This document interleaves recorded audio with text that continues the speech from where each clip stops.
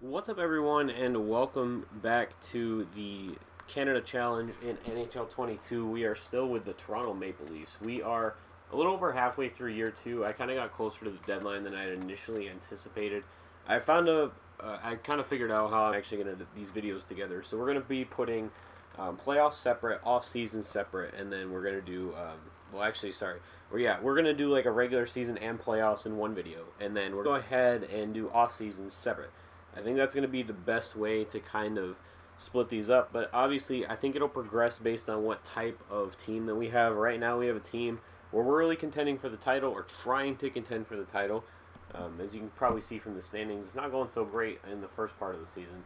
But I'll get into a few reasons why I think that it's kind of a fluke as we kind of progress in the video. Right now, I'll talk about kind of the individual performances and holes on our team that I'd like to kind of try to address during the trade deadline or a little bit before the trade deadline. We'll probably do what we did last year and make our moves a little bit ahead. But a great season from our top six so far. Pretty much everybody is at a point per game. Matthews and Marner are scoring at elite Connor McDavid and Leon Draisaitl like levels, especially together. Marner's got 54 assists in 51 games. He could very well crack 130 points this year with like 25 goals and 100 assists. Like it's very foreseeable. Well, maybe not quite 100 assists, but he could have 90 very easily at the pace that he's on right now. And Matthews might score 60 goals this year. So we're in a really good spot right now from our top guys. Tavares having a great year. Nylander having a really good year. And Besser with 28 goals. That actually puts him second on the team behind Matthews. So I'm very satisfied with the performance of our top six. And then just looking beyond that, though, Kasha has 23 points. Bobby Ryan is 15. And Timashov is 15. Our bottom six has been about as pedestrian as we expected. And it's just kind of the nature of this team. It looks like we almost need to split that third line up a little bit because they do have a really bad plus minus, and that might factor into it a little bit. Defenseman, we're getting an amazing season out of Morgan Riley, and not so much out of the rest of everybody. I will say Sandin and Bean are having solid years. Sandin's on pace to finish with like 30 points, which is about what I expected, or 35 points, which is about what I expected. And Bean could crack 40 points realistically, which is a little bit more expected. I thought he'd be in like the high 30s range or low 30s range. He hasn't really had a season like he's having in the NHL right now. So that's really good. He's also got a great plus minus.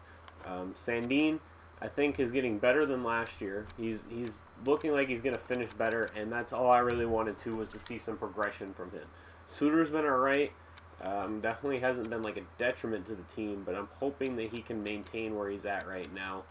It actually looks like he is doing better for us right now than he did. Well, actually a little bit worse than he did last year. I don't know if this is us or this is us. It's kind of hard to tell because we traded for him, and it doesn't show. But and then Boyu and Hull, I did not expect to be great. We're definitely going to have to do something else about that position. But has kind of murdered us. Nedeljkovic has been particularly bad, but it's not like Drieger has been much better. He's just around 900 save percentage. I don't know why I scroll all the way in, like that really matters. But yeah, he's just around a 900 save percentage, and I'm trying to really see if we can do something about goaltending at the trade deadline. We'll look at the standings, but again, I'm going to tell you why I think this is a little bit misleading. So, yes, we are not in first place in the division, and that's usually not a good sign at this point in the season. Our points share is not great either. However, we play one less game than the Red Wings, who are the team that's right ahead of us right now. Let's take a look just in general at the. Well, first we're going to look at the Atlantic. All right, so the top three teams in the Atlantic, 54 games. The Lightning has 70 points. All right, we have 64 and 51. Realistically, if we won three, we would make up those points, and we'd be ahead of them in win totals. Our big problem right now is that we have not been playing very many overtime games. And a lot of it too is we started off the season really hot. We were like 18-3, I think, or 17-4, something like that. When I first paused the simulation, we're gonna be a worse regular season team, I think, And if we just go by point percentage, we're fourth in the division, which is not great. It's still in a wild card spot. It wouldn't give us a home playoff series, but you know, we can always improve over the last stretch of the season, and still we're well within reach of a playoff spot still currently. But if we look at the Met, the third place team in the Met has 59 points. So with that said, we are pretty well within reach of a playoff spot as a wild card. I'm not really worried about that. We're pretty much just competing with teams in the Atlantic. We're competing with kind of bottom rung of teams right now. We'll take a look. And even then, so say that we won our 3 games, right? And we caught up with the Lightning, okay? The Canadiens would still be ahead of us. They'd still be 3 points ahead of us. The Panthers would be ahead of us by 5. If we won one more game to match them, then we'd only be 3 behind. And I think that we can go on a run to end this season if we can solve that goaltending issue. So, you just take a look at the entire league really quick. Top teams in the league, pretty much all are in the Atlantic. Pretty much all are in the Atlantic right now. So point percentage. We're in the top 6. We're the 6th best point percentage team. And the 3 teams that are 1, 2, and 3 are all in our division. The Oilers lead the Pacific Division with 63%. The Hurricanes lead the Met with 63, also. And then the Blackhawks are leading their division with less wins than us, and we're in 4th place in our division in terms of points percentage. So we're just in an extremely competitive division. And again, I don't think we're really built for the regular season. We just need to get into a position to be in a playoff spot. Goals for, we are number 1 by a pretty significant margin over 2nd place. However, goals against, I'm not going to say we're at the bottom, but we're definitely also not at the top. We are kind of firmly in the middle, and if we can tighten up that defense, we're actually not really firmly in the middle. We're just out. We're actually like in the middle tier though, because there's a pretty sizable jump between Montreal and Carolina. So we're probably about league average in terms of goals against in our defense. Our power play should be one of the best. Yeah, we're the 2nd best behind Colorado on the power play. However, our penalty kill is toward the bottom. It's in the bottom 10, it looks like. Well, actually, maybe that's just about average too. In the bottom half, but not in the bottom 10. So, I think with a little bit better defensive play over the second half, and maybe even a moving goal, we can definitely close that gap in the division and just get a playoff spot. Again, we just need to get a playoff spot. If we can get 3rd, great. If we get 2nd, even better. But I don't think it's necessary. We're built, again, more for the playoffs than we are for the regular season, I think. Just because we have that top-end talent, that's going to make all the difference.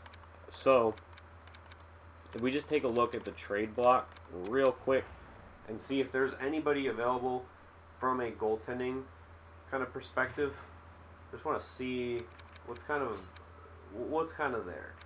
So we could go even more all in on offense. But you gotta remember too, the other thing is we do not have a significant amount of cap space. So what about like Jake Allen? How's he playing this year? Not really very good. So let's skip over that. Skip over Buffalo. Giapain is still a restricted free agent. That's really funny. It looks like a lot of these restricted free agent types did not actually sign. And I don't think we're probably going to find what we're looking for just straight here. And I also don't think we really have the money to go out and pursue a top goaltender. The Kings got a lot of guys on the trade block, surprisingly. You would think with that many strong players, they would be a little bit better of a team. But I don't think we might have it in our budget to go get a guy like a Varlamov. But is he that much better than what we got right now? He's actually worse right now. He's playing worse. But I'm kind of wondering if with a trade, like say that he comes to our team, if that revitalizes his play.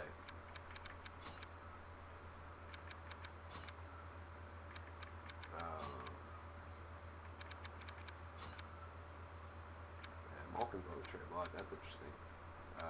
Jari. Jari's like a good comp too. He's playing just about the same. So it seems like in this year's game, goaltending matters a little bit more. You could get away with an 80, 83, 84 overall goaltender in the last couple years' games, but I think it matters a lot more this year than it did before. So just taking a quick look at the trade block, Vanacek is available. He's actually worse. He's only played 9 games as well. But he's on a solid contract, nothing great. I think Drieger is making about 3. But honestly, I think we might just be locked into this team as we are right now, and we're just going to have to hope for the best to finish out this regular season. To view contracts, that's what I want to do. And Nedeljkovic is a free agent, obviously, after this season as well. We knew that coming in. So that wasn't what I wanted. I want goalies. And yeah, Drieger, 3.5 mil. So if there was a way we could combine these two, we wouldn't really have a backup. We would have to go with our guy in the minors. We have to go with Wall. So we would have a really weak minor league goalie as our backup. We would have to really hope that he doesn't play a whole lot in the simulation. But if we can combine these two, we can combine Drieger and Nedeljkovic for like a goalie making like 6-7 mil. That's something doable. That is something really doable. So I'm going to go see if that trade exists, and I will be back. So it probably would have just been quicker to do it this way, but I did a quick scan of the entire league, and I came to the conclusion that there's not really that many guys who have the combination of the talent level and the performance to be really worth a trade. The closest thing I could really find was obviously like Vasilevsky's amazing and Spencer Knight's really good. They're kind of out of our range of trade value. I looked a little bit at UC Saros, and I think that's going to kind of be our trade option, but at the same time, the performance we're getting out of Drieger is just about average for where the league is at right now. We need to make that leap from average to really good, so I want to see if we can try and do something for Saros really fast. Other than that, I think we're pretty much going to stand pat here at the mid-season mark, and we'll go ahead and resume right at the verge of the playoffs, but I actually should have started by checking out Nashville as a team.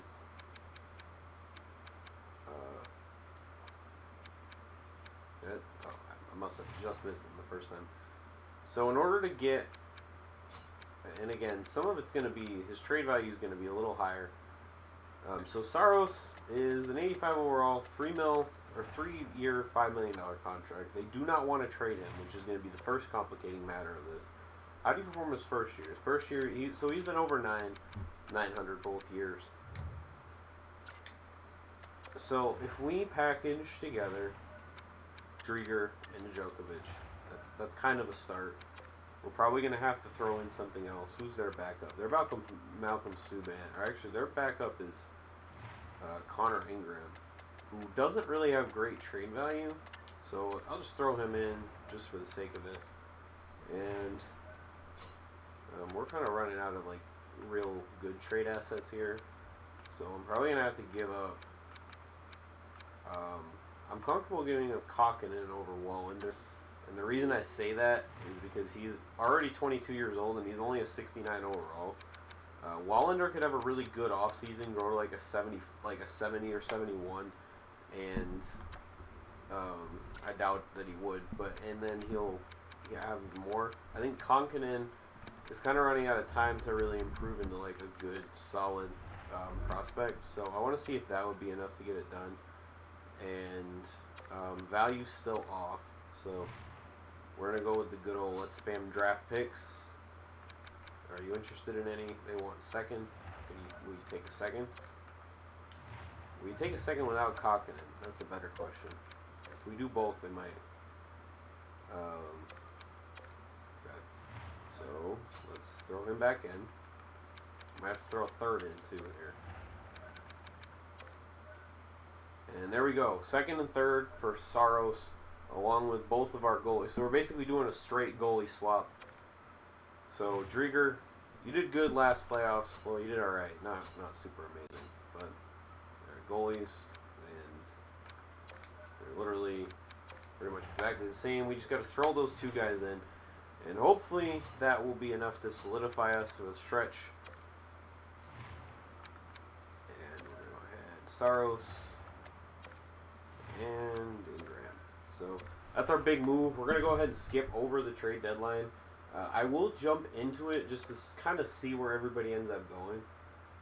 And I don't know why our minor leagues had line issues. But we'll go ahead and sim into the trade deadline to see kind of if we can close that gap in terms of points, like right away. And then we'll go into the trade deadline just to see where everybody kind of goes. Like I said, I'll probably sim straight through it. We'll also see if there's anybody who was kind of toward the bottom that we can. Wow, 8-1 win over the Panthers. We'll see if there's anybody toward the bottom with like a little bit less trade value, but a pretty good overall that we can go ahead and kind of plug and play into our lineup. And that move really inspired a hot streak right away, I guess. So that's kind of lost there. Not need Ryan Graves. But I'm also content with riding this team out. I think we have good long-term potential in terms of like playing out the rest of the season. We have a few games in hand on the people that are ahead of us, and we've gotten points in all but one game since we made that move. So we're going to be a conservative buyer going into this trade deadline. And let's just take a look at the pieces that are available really fast. So obviously Malkin's available, but he has a little bit too much trade value. We get Brown.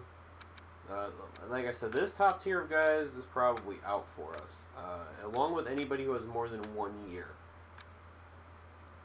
And a lot of these guys are still very expensive as well, and we do not have very much cap space. Like, I would really like to get Bishop, if that opportunity was there. And for some reason, we have Suter off the trade button, on the trade block for us. Alright, first trade has gone down. And the Sharks trade Benino for Goodrow. That's basically a 1-for-1. There's some draft picks involved. Some teams switching around assets. Mason Appleton's available. Thomas Tatar.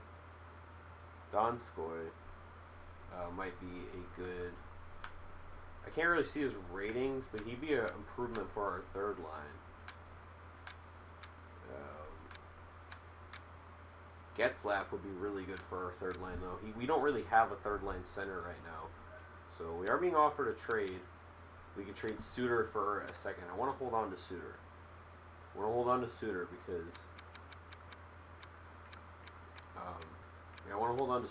he's a good player right now, and that's really going to help us going into this playoffs. Let's see if we can get Getzlaff, though. I think that would really boost up our third line if we're able to get him. We might not even need him necessarily, like, for right now, but just more so for the playoff run. And they're not interested in any of the assets that we have, unfortunately, so I don't think we're going to be able to make this trade work. And Anaheim is actually traded for Mason Appleton, alright. But again, I think we can find something, probably. What if we give up Timashov? I don't think they're going to take that. And I don't think we're going to be able to make any moves. I think we're basically out of trade assets at this point. Like I said, LA's not really interested in anything we're trying to give up. We do have an extra fourth. We also have an extra third that we got from the Junkwitz trade. Let's try and get Buffalo's fourth. See if they'll take that. Okay. I was not expecting that. I thought we'd have to do at least one more. Nashville has traded for Broberg, so that's something, I guess. Is there anybody else here who we can make a run at? Kratsov is available. That's somebody who would really improve our third line in the long term. He's a power forward. Yeah, I like that. And he's already good right now. Is that the kind of guy that we're willing to give up Wallander now for? I think the answer is yes. Or should we try and do like one of these trades? We give him like two low potential prospects. Ah, they traded him already. No, damn. I wish I had caught him first. If I had caught him, that would have definitely been somebody we were after. Who traded for him? Who traded for him? It's gonna be somebody in our team. Oh, actually, wow, that was a New York crosstown transaction. Although the Islanders don't actually play in New York City, so damn, that would have been a really good trade. I wish I caught him before. We're being offered another trade. We trade Wayne Simmons for a second. Oh, actually, we're gonna have 2/3 in this trade, so it's actually not really worth it. Like getting a second would be great, but is it worth that many picks? Probably not. We could get Nick Ritchie back, James Reimer. There's nobody really other than that I'm kind of interested in. That would have been a really, really good trade if we could have got Kratzov on this team. Could have given up Kosh, potentially. Okay. So I want to swap picks for Wayne Simmons. Wow, that would have been so good. I can't stop thinking about that now. He's so young and he's so good already, and he would have been an amazing third liner, especially pairing him up with. Imagine if we got him and Getzlaf. That would have been awesome. That would have been a great trade deadline for something that we weren't even expecting, like to even make a move at. All right, we're gonna go ahead. We're gonna back out of the trade deadline. Should be a trade summary. Probably should have waited for it to end, actually. Not a whole lot of big names. There's a couple there, obviously, like Nick Jensen's only going to be like a 7. Yeah,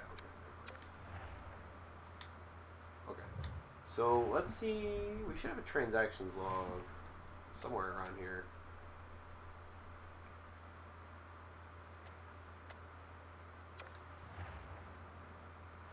I think. Yeah, here we go. All right, so.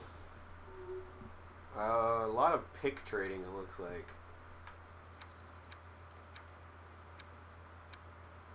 Only Mata got traded to Philadelphia. Nick Cousins got traded for a second rounder. Kratzov goes to... Wow, there was literally nothing that happened after. Okay. Kind of surprised, to be honest. Mason Appleton got traded. And we had traded for Saros already, so not a big trade deadline. A lot of the assets end up staying still. We're going to go ahead. We're going to throw Getzlaf in, and we're probably going to put him on the power play as well. We'll be back when the regular season wraps up and see if we end up making the playoffs and kind of preview the play. Well, actually, we'll jump into the playoffs at that point. So we'll see you when the regular season ends. All right, we've wrapped up the regular season here for year 2, so we're going to go ahead and stop simulation. And we actually end up winning the division. We went on a run late. I actually probably shouldn't have backed out of that because I'll go ahead and show you our schedule. So we actually came very close also to winning the conference. We had a tough game. We lost 2 out of our last 4 in regulation, but before that loss, we lost like 1 game in regulation from here. So we went on basically like, oh, actually, never mind. We actually lost a couple. But we got points in most of our games, even though we had 3 shootout losses toward the end of the year. We didn't even do all that particularly well. But the fact that we were making up points that we lacked because we had played so much fewer regular season games ended up being the difference maker in the end. I want you to see how close this ends up being in terms of team stats. So look at this. All right, so we actually finish with 107 points. Third place has 106 points. Tampa Bay's going to have to go on the road, even though they're probably like the 3rd best team in the... Well, actually, I know they're the 4th best team, and I'll show you why. You already see that we only clinched the division and not the conference. But all 5 teams, the Florida Panthers were in the 1st place, and they ended up missing the playoffs. Ottawa gets almost 100 points and ends up in the playoffs. So, yeah, it was a close one there in the end. If we take a look at the Met, Carolina beats us by 1 point, and they had a 48 regulation overtime wins. We had a 45. So we would have needed 2 points to take them down. But still, that's a rough one, as they win 51 games, and I think we won 40, or actually we won 50. So we would have needed to win a whole extra game. That would have been enough to put us 2 over. Philadelphia finishes 2nd, and then Philadelphia and Pittsburgh both had fewer points than Ottawa. Pittsburgh had fewer points than the 6th and 7th place team in our division, and they still up making the playoffs. So I hate this playoff system. I've always hated this playoff system. I felt like they should have just gone back to 8 teams like it was before. We'll take a look at the West real quick. We'll take a look at the Central first, which is only going to actually ends up having 4 playoff teams. One of which has less than 42 wins, or 41 wins, so they didn't even go 500. Minnesota finishes in 3rd, Colorado and Chicago, the wire, but it ends up being a 1-point decision. And then in the Pacific, we got another sub 500 team making the playoffs with Vancouver. And then Calgary and Vegas tied in points. Looks like Calgary had more wins. So Edmonton, though, wins the President's Trophy with 111 points, 52, 23, and 7. So good for them. We'll take a look at the entire league, which I don't understand why it's not on the top. So obviously, Edmonton finishes with the most points. Carolina in 2nd. We come in 3rd. And Montreal, like the 5 best teams outside of the conference winners. The next 5 teams all come from our division. So Ottawa missed the playoffs, despite having the 10th best point total in the league, and Boston missed despite having the 14th best point total in the league. So that's really unfortunate. And then Nashville makes it. Vancouver had a worse points total, it looks like. Vancouver and Nashville actually both had 86 points, so not great. Goals for per game, we finished 1st, but not by as much of a margin as we had before. Tampa Bay also caught fire late, it looks like. Our defense rebounded late in the season. We finished with almost a top 5 goals total. We finished within reach of the Winnipeg Jets, who have Connor Hellebuyck, so they should definitely be up there. Our power play is going to finish 3rd, actually. Well, tied for 2nd. I think Colorado might be ahead by like hundredths, but Tampa Bay had a really great power play this year, it looks like. And then our penalty kill rebounded as well. We went from the high 70s to 82, which it's still about middle of the pack, but it's much better than it was to start the year. And then that doesn't really matter. So we'll go over individual player stats, and then we're going to jump into the playoffs. I really want to get on the ice with this team even early in the first round. Yeah, Matthews and Marner both break the 100-point mark. Matthews comes very close to a 70-goal season. Now, I don't know the last time that anybody had a 70-goal season. I wish I had more stats ready for this, but I know that Alex Ovechkin had 65, and I think that's the most in modern. I think that's the most recent person to have more than 65. I'm taking a quick look on a hockey reference site real quick, and yeah, that's actually the record. That's the highest total for this decade.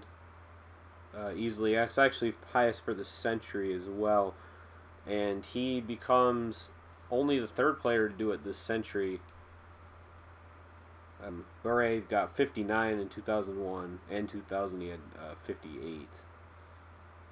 But yeah, Ovechkin, and then Stamkos had 60 in 2012.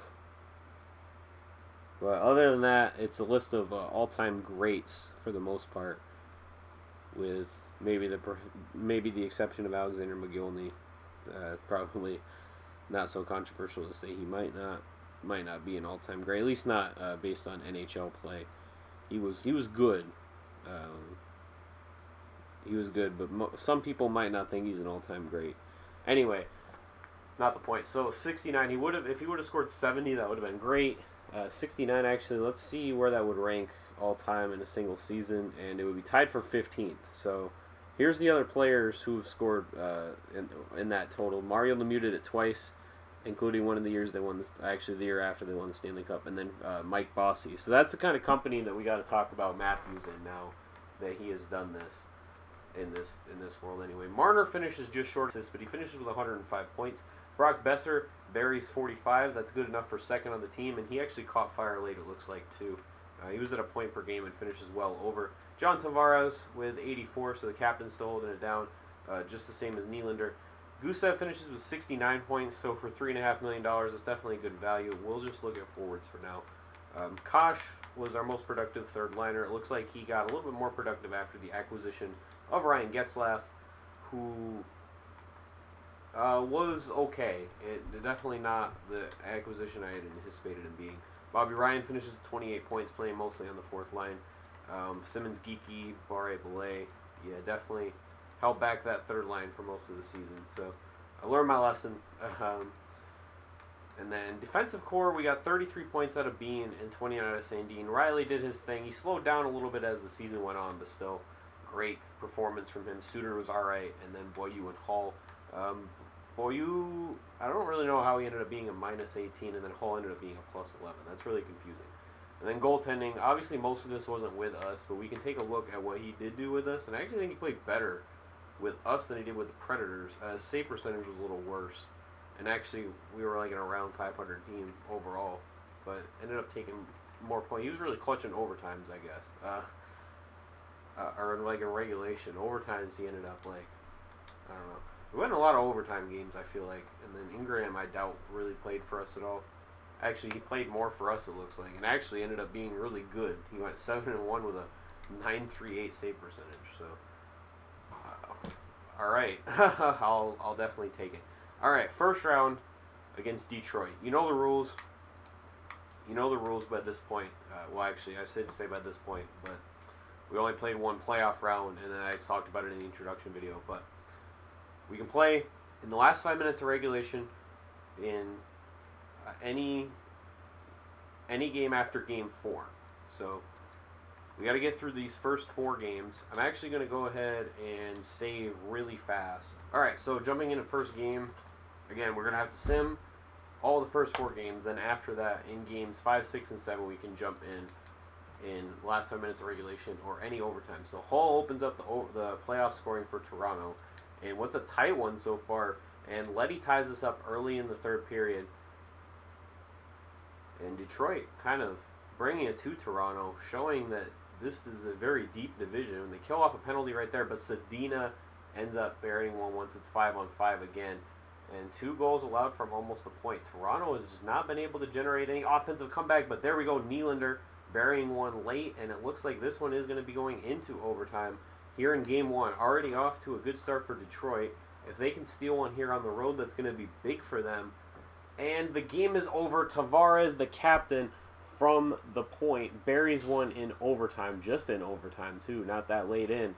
And Toronto survives a scare from Detroit in game 1. A lot closer than I would have hoped that it would be, but we end up escaping with a win, and I think that's all that you can really ask for when you're in that kind of situation. It's playoff hockey. Again, these teams were really close. Actually, Detroit only lost 1 game in regulation more than Toronto this year. Again, 46-win team versus a 50-win team. This is a really weak 2 versus 7 matchup. But anyway, we are going to go ahead and jump into game 2, and hopefully we have a little bit better of a showing in this one coming out of the gate. And it's tied after 1 at 0. And then after the second, a big second period for Toronto as Peter Mrazek gets replaced by Brian Elliott because of what happens here. We get goals from that top line 3 times. Gusev scores, and Bobby Ryan on the 4th scoring against his former team. And two goals from right in front of the net. One from Gusev, one from Marner, and then Matthews with a snipe from the corner and a snipe from the point. So hopefully we can hold here. I do not want to see a 5-0 comeback from Detroit. Power play for Toronto, and they add a 6th on Marner on Brian Elliott. And it has not been a great game for Detroit. This is more of what I expected here early on, and Wayne Simmons makes it 7-0. They are letting the fans know. 8-0. Matthews finishes off the hat trick. And they are really showing out for their fans here in Game 2 to show them that they are sorry for making Game 1 so close. As Toronto makes it 8-0 here in Game 2, making a statement win, heading on the road to Detroit, not to the Joe anymore. I think their new, I was going to say their new arena is like Little Caesars or something like that. But this is always a tough place to play in, and these 2 teams have history as original 6 teams. I believe they actually played in the finals against each other quite a few times as well. We're going to skip ahead. First period, tied 1-1. Besser and Fabry with the marks. After 2, it's a 3-1 advantage for Detroit. Toronto looks like struggling to get some shots off here as they're down by almost a 2-1 advantage, actually a little bit over a 2-1 advantage, but Besser burying one from right in front of the net. He's got 2 in this game. Power play, they cannot capitalize, and Lucas Raymond makes it a 4. So Toronto dug back in the hole, but they come back with one. Matthews scores from right in front of the net, but Yaskin comes back on the other end for Detroit, and it might be too little too late for the offensive answer for Toronto, as they're going to go ahead and drop Game 3 in Detroit. 5-3. They tried to make it a close game, but when they made their comeback attempts in the third period, Detroit came right back behind them. So, unfortunate, but hopefully they can bounce back in Game 4 and end up splitting the road series, giving them 2 home games to try and close this out instead of it being tied going back to Toronto. Jumping into Game 4. After the first, Detroit is up 2 with their captain answering back after Marner ties it up. Veleno opened the scoring. And it's a 4-2 game going into the third period. Riley with 1 for Toronto, but Lenny and Raymond coming up big for Detroit. Can Detroit hold on and tie it up, or will Toronto come back? Shots have been just about even, and Saros has really had a bad couple games right here. This is now 5 goals in each of the last 2 games. Toronto's got a power play. Besser buries it from in front of the net. 7 minutes left, down by 2. They need another quick one here if they're going to have a chance. And it doesn't look like they're going to be able to tie this one back up. And so Detroit has evened this series with Toronto after getting embarrassed 8-0 or 8-1. Yeah, 8-0 and getting shut out. They've now gotten 5 goals in 2 straight games against Jussi Saros. So we'll see if Toronto can bounce back at home, and that'll give them 2 chances to close this one out, or if Detroit is going to extend their winning streak to 3. So back in Toronto after 1, Detroit's opened up a 2-0 lead, Larkin and Yaskin. But Toronto comes back in the second period and buries 3. Barré-Boulet, Tavares, and Matthews. So a goal from, well, actually I was going to say each of the top 3 lines, but actually Barré-Boulet is on the 4th line now. So Tavares and Matthews coming up big here, trying to give the Leafs a 3-2 advantage heading back to Detroit. That'll give them 2 chances to close the series out. Detroit's got a power play, a long one too, but Toronto, they almost killed it off. Adam Ernie, and then Larkin comes back just seconds later. And now Toronto finds himself down once again. They need a quick one here to try and tie this one back up. They got 5 minutes left. 4, 3, 2, 1. And Detroit has won 3 straight against the Maple Leafs after the Maple Leafs opened it up with 2 pretty strong wins, 1 in overtime and 1 a statement win in regulation. They are getting thoroughly outplayed by Detroit at this point, and they can see their title hopes go down the drain here with Detroit at home. They've been a dominant team there. After the first, it's tied at 0. And after the second, Toronto's back with 2. They get 1 from Matthews and 1 from Nylander. So their top 2 lines again coming through for them. Can they hold on to their lead and even this back up with a chance at Game 7 back in Toronto? 10 minutes left. 2-0 Toronto. Detroit, can they get anything? They have to get something quick if they want to make this a real chance at a comeback. And it looks like Saros is going to come back from a rough stretch. Suter with an empty netter to seal it off. But Saros with his second shutout of this series gives Toronto a Game 7 and stops Detroit dead in their tracks. And you know, in hockey, momentum is one of the most important things. We'll take a quick look around the league. The Western Conference has been very tight. Oilers and Canucks tied at 3. Blackhawks Predators tied at 3. Avalanche Wild 3-2. We're tied 3-2. The Panthers knock off the Hurricanes in the first round, 4-1. What a statement win right there. The Cross Pennsylvania matchup is sitting at 3-2, and the Canadiens are down 2-3 to the Lightning. Let's go ahead and simulate to the Game 7, and it looks like none of this is. I don't think any of this has changed. Actually, the East might have played a couple games really quick. So we got another Game 7 in Tampa, and Philadelphia knocks off Pittsburgh. So a very interesting first round here in year 2. We're going to go into Game 7. Toronto needs to win this game. I don't think that needs to be said. It's just that simple. After one, Toronto is up 2-0. Nathan Boyou coming through to make it 2-0 after Marner opens it up. After very seldom scoring for 3 straight years, Marner now has, I believe, 3 goals in the opening round of this playoffs. He has come to play this year. But Detroit's not going down without a fight.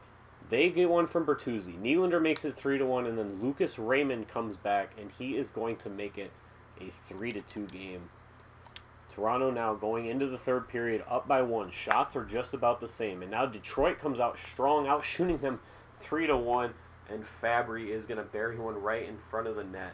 It's a tie game here with 10 minutes left in Game 7. Toronto on the power play. Detroit kills it off.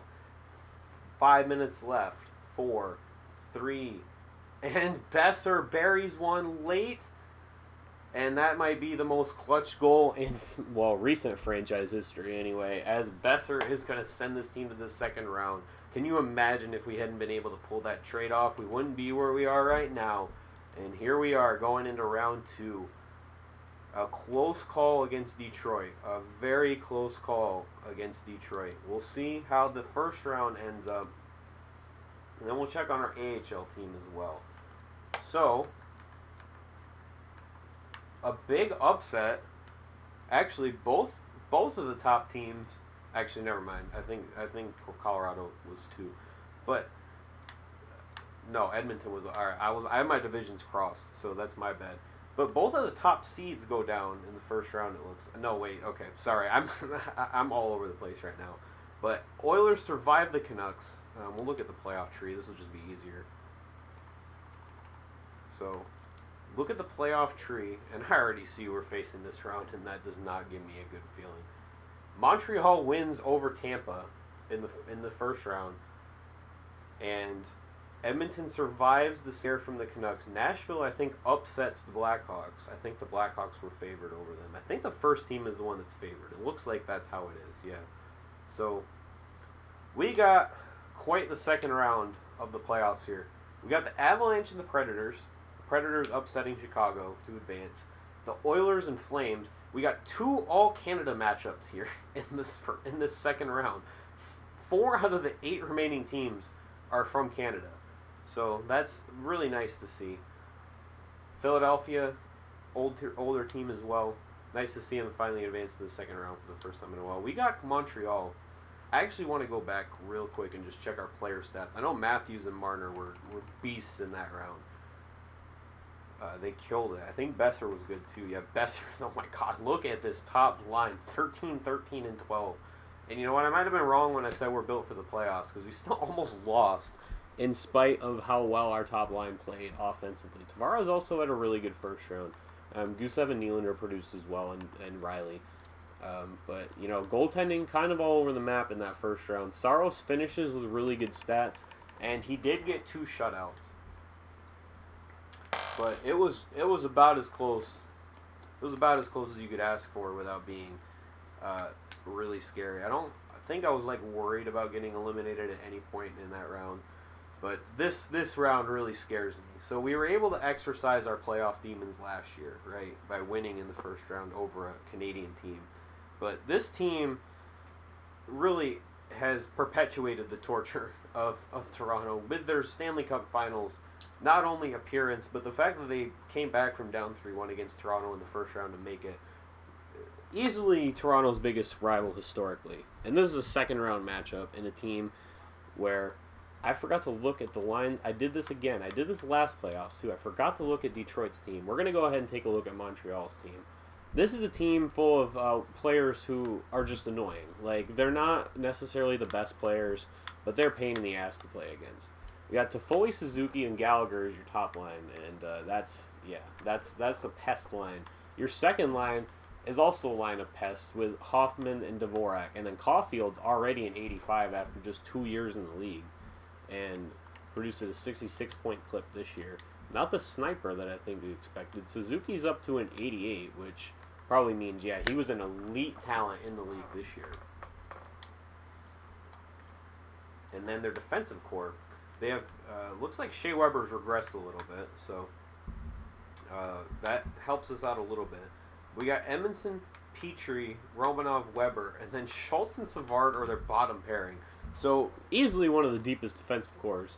And then, of course, you got a goaltender in Carey Price, who's an 86 overall and isn't performing the greatest this playoffs, and has definitely seen better days, but he's still one of the best goalies of the last decade.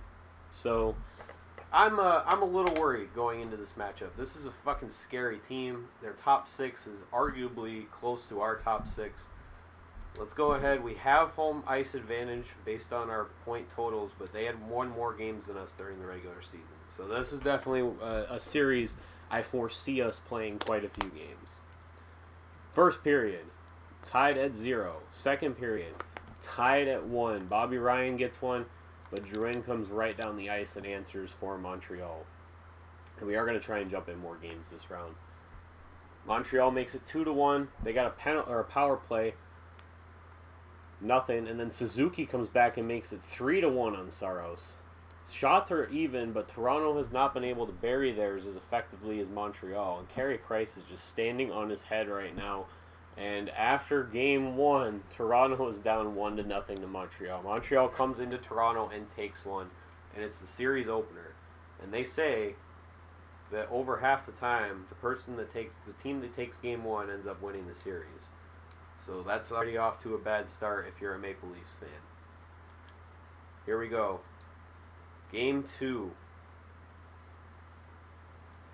After 1, Montreal is up 4-1 after the first period.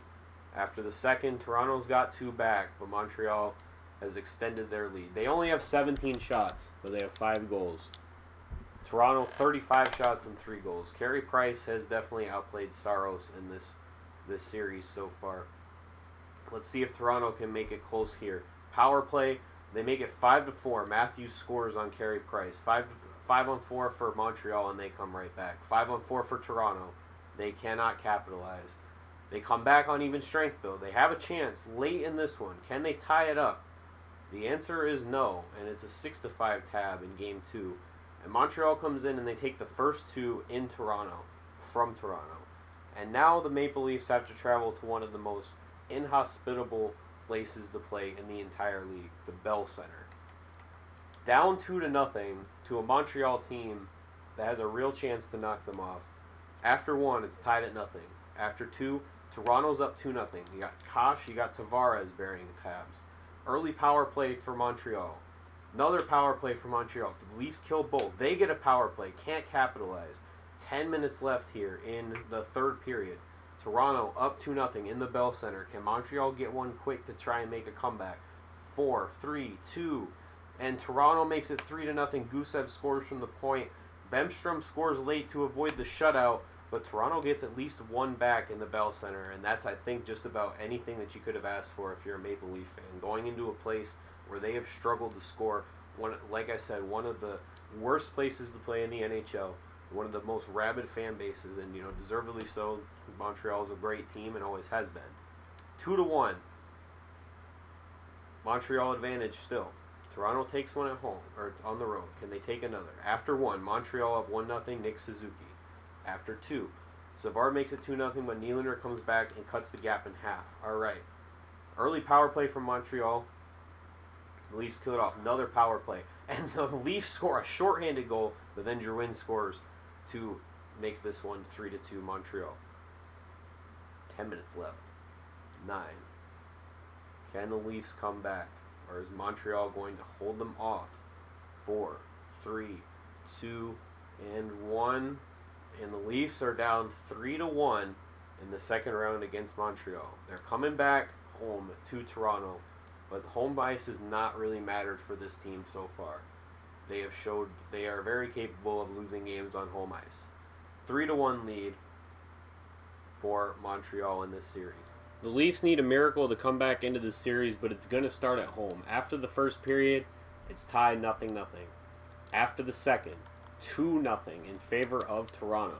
Can they hold on? Besser and Marner with one. Toffoli comes out early in the second, buries one right in front of the net.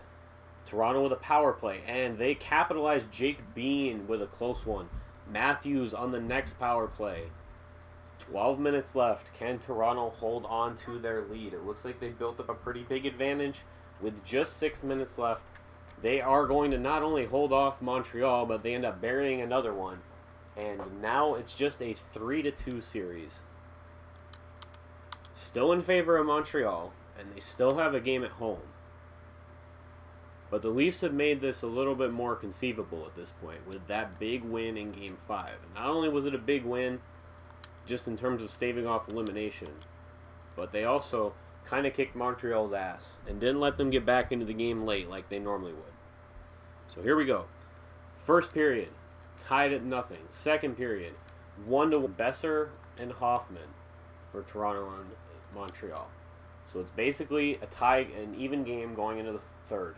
Power play for Toronto. They score at the very end. Besser with another one. He wants to win this game. Gusev comes back just after him. Nylander from the corner. What is happening with Carey Price? Besser finishes off the hat trick. Another power play goal. And Toronto is going to tie this series at 3. Matthews, just for good measure, after Price has already been benched, gets another one as well. Not a good spot for the Canadians on the ice over there. Toronto has come back roaring in these last 2 games, and they're going to go ahead and force a Game 7 in Toronto between Montreal Canadiens and the Toronto Maple Leafs. I don't think you could have scripted this more exciting as a hockey fan if you had tried. Teams in the league, 2 of the most successful teams the league has ever seen, coming down to this. Round 2, Game 7 in Toronto. What will happen after 1? Toronto is down by 2. After 2, Toronto is still down by 2. Going into the third period, can we see a miracle tonight? It starts early with Marner. He gets an early one to cut the deficit. Can the Maple Leafs strike again before it's too late? They have to kill off a power play here, and they do so successfully. Coming down to it, they get a power play, and they can't capitalize. They just tied it up. We just tied it up. Hold on. Wait, I don't want to exit. We just tied it up. I don't know who scored that was really bad timing. All right, we're jumping into this one. Figure it out once we jump in. And of course, who else would it be but fourth liner Bobby Ryan? I want to see exactly where he scored from, but he literally just scored to tie this one up, and he actually scored from the circle. I'll call that the reverse Ovechkin because it's the opposite side of him. But big goal by the big vet there. Spent a lot of his career on losing teams. He wants to win one now, though, before it's too late. All right, here we go. Carrying it in is Montreal. Edmondson gets poked away by Hall. Now, Besser carrying it in, tries to find Matthews. Ends up with it again, but loses it one more time to Armia. Bemstrom carrying it in for Montreal. Can't find anybody. There's nobody there. And there's a scramble for the puck. The Leafs end up with it. Besser carrying it in, big hit, going to the corner. Marner gets it. Marner tries to pass, but ends up getting it taken away by Armia. Armia poked away by Riley. Petrie's got it, though. And it looks like Montreal's going to be carrying this one in. Bemstrom now going over to the bench. Besser there, tries to poke it away. But Bemstrom ends up hanging on. Can't find anybody. Gets a shot off. And the Leafs recover. This is going to be William Nylander. In the midst of a line change, tries to carry it in, gets a shot. Price is going to cover that one up. And there's going to be a face-off in the Canadiens' defensive zone. Second line out there for Toronto. Tavares, Nylander, Gusev. Keeping their top line out there is Montreal. And they win this face-off. Toffoli now carrying it in. And he stops. Goes across the red line. Cuts back in. Tries to go for a deke, but he gets poked away. Tavares now carrying it in. And Tavares going up the ice, goes out to Nylander, takes a shot, going for the rebound, but nobody was there. Gusev over back to Tavares. Shot for rebound, and Nylander misses it once again. Tries to go for a pass over to Rasmus Sandin, but is picked off by Gallagher about halfway there. Gets it up to Toffoli. He's got a 2-on-1 with the Maple Leafs. Saros covers this one up. It is back out to Suter. Now Bobby Ryan, who just tied this game up. Goes over to Tavares, but he can't connect. Now Rasmus Sandin coming up. Suter now carrying it in. He's got a 2-on-1. Tries to find Kosh, but can't connect on the pass. And Gallagher bringing it in now. Sandin and Suter. And they're going to be ruled offside. Montreal is more than likely going to see a forward change here. And no, it looks like their top line is still out there. Montreal's third line out on the ice right now, or Toronto's third line is out on the ice right now. Getzlaf, Bobby Ryan, and Andre Kosh. I guess I got to get better with faceoffs. Holy crap. Weber up to Gallagher. Corral's out. And now it's a pace for the puck. Kosh ends up with it. Can't find another man. He was looking for Bobby Ryan cutting across. Finds Getzlaf. What the one-timer, and it misses the net. Dvorak recovers. And he ends up holding on to the puck. Over to Shea Weber now. Shea Weber carrying it in. Poked away by Hull. And he thought he was going to connect with this guy, but it looks like this is going to be turning into an icing, which hurts Toronto in this case. As they're going to be bringing out their top line on offense. Going up against, looks like Marner's not on the ice though. Looks like Bobby Ryan will stay out there. Romanov gets an early shot, but it's blocked away. Hoffman had an open net, but could not connect. And now Riley bringing it in. Bobby Ryan up the right side. Looking, finds Matthews. Matthews fires it in, but it's going to be covered up by Price. Their top forward line will stay out, as well as their second defensive pairing. Marner is back out there now. It looks like Suter's out there as well. And Toronto loses yet another faceoff. They have not won a single one here in these last 5 minutes. Big hit by Suter. Somehow doesn't get called off sides. Can't corral it past there, but Sandin recovers. Back to Marner. Tried to go for the cross ice, but there was 3 guys in the way. Maybe not the best decision. Marner dekes through Sandin. Kind of a shock right there. I thought Sandin was going to recover that puck. Finds a wide open Dvorak, but he is hit by Brock Besser, who's going to now carry it in. Going over to the net. Tried to go behind the net, but Carey Price smartly read that play and ends up stepping out in front of the crease. Suzuki now carrying it in for the Canadians. Tries to get a shot off, and the rebound, nobody's there. Now William Nylander carrying it in for the Maple Leafs. Tries to go back, but ends up missing Austin Matthews. Matthews over to Toffoli, giving him trouble over there in the corner, but he makes it out, and Romanov is going to recover this one. Romanov bringing it in. And Matthews coming in for the steal. Now Matthews heading up the ice. Goes into Nylander. Nylander with the shot, but he cannot connect, as that is right into the chest of Carey Price. Tied at 3 with 1 minute left here in regulation. Just over 1 minute. Third line's out for both teams. As Getzlaf will go for the draw for Toronto, and he can't connect on that one. As Toronto's face-off woes continue. Petrie finding Bemstrom. Bemstrom carrying it in. Makes his way across the blue line. Takes a shot. Gonna be covered by Saros. Back out to Hall. Goes up to Andre Kosh. And now Kosh going across for Getzlaf. Can't connect, but Riley's there to recover. He can't get it. Kosh shoots it back at the net, but there's nobody there. Now Ryan tries to get a shot off. Kosh off the rebound, and Price reacts to that one very quickly.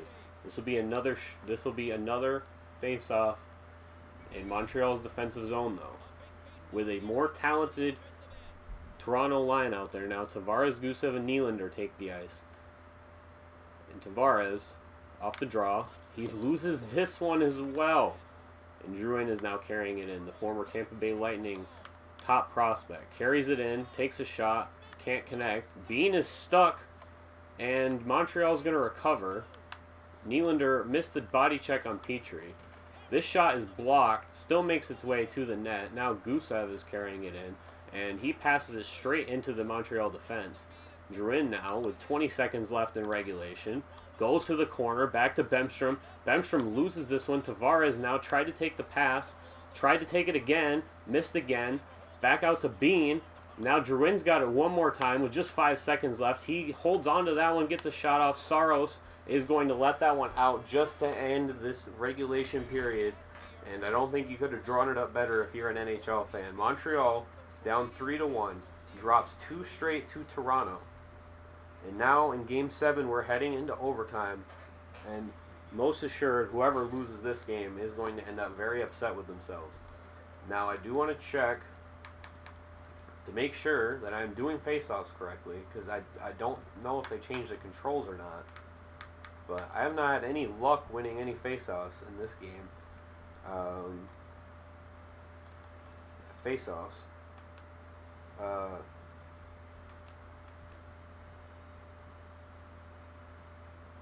Apparently I'm not. Apparently you need to hold a grip now. I did not know that. Okay.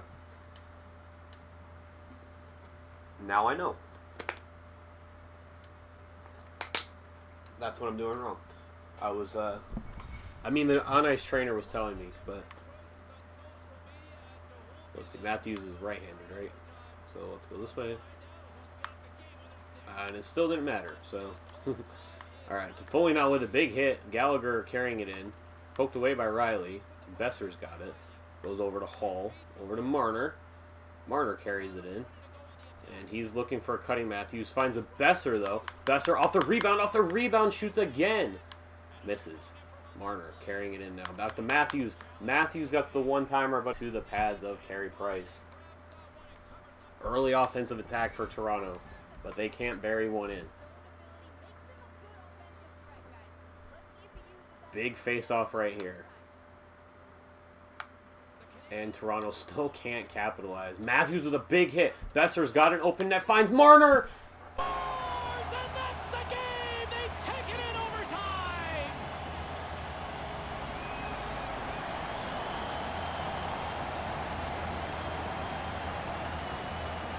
Whoa, I am exhausted after that one.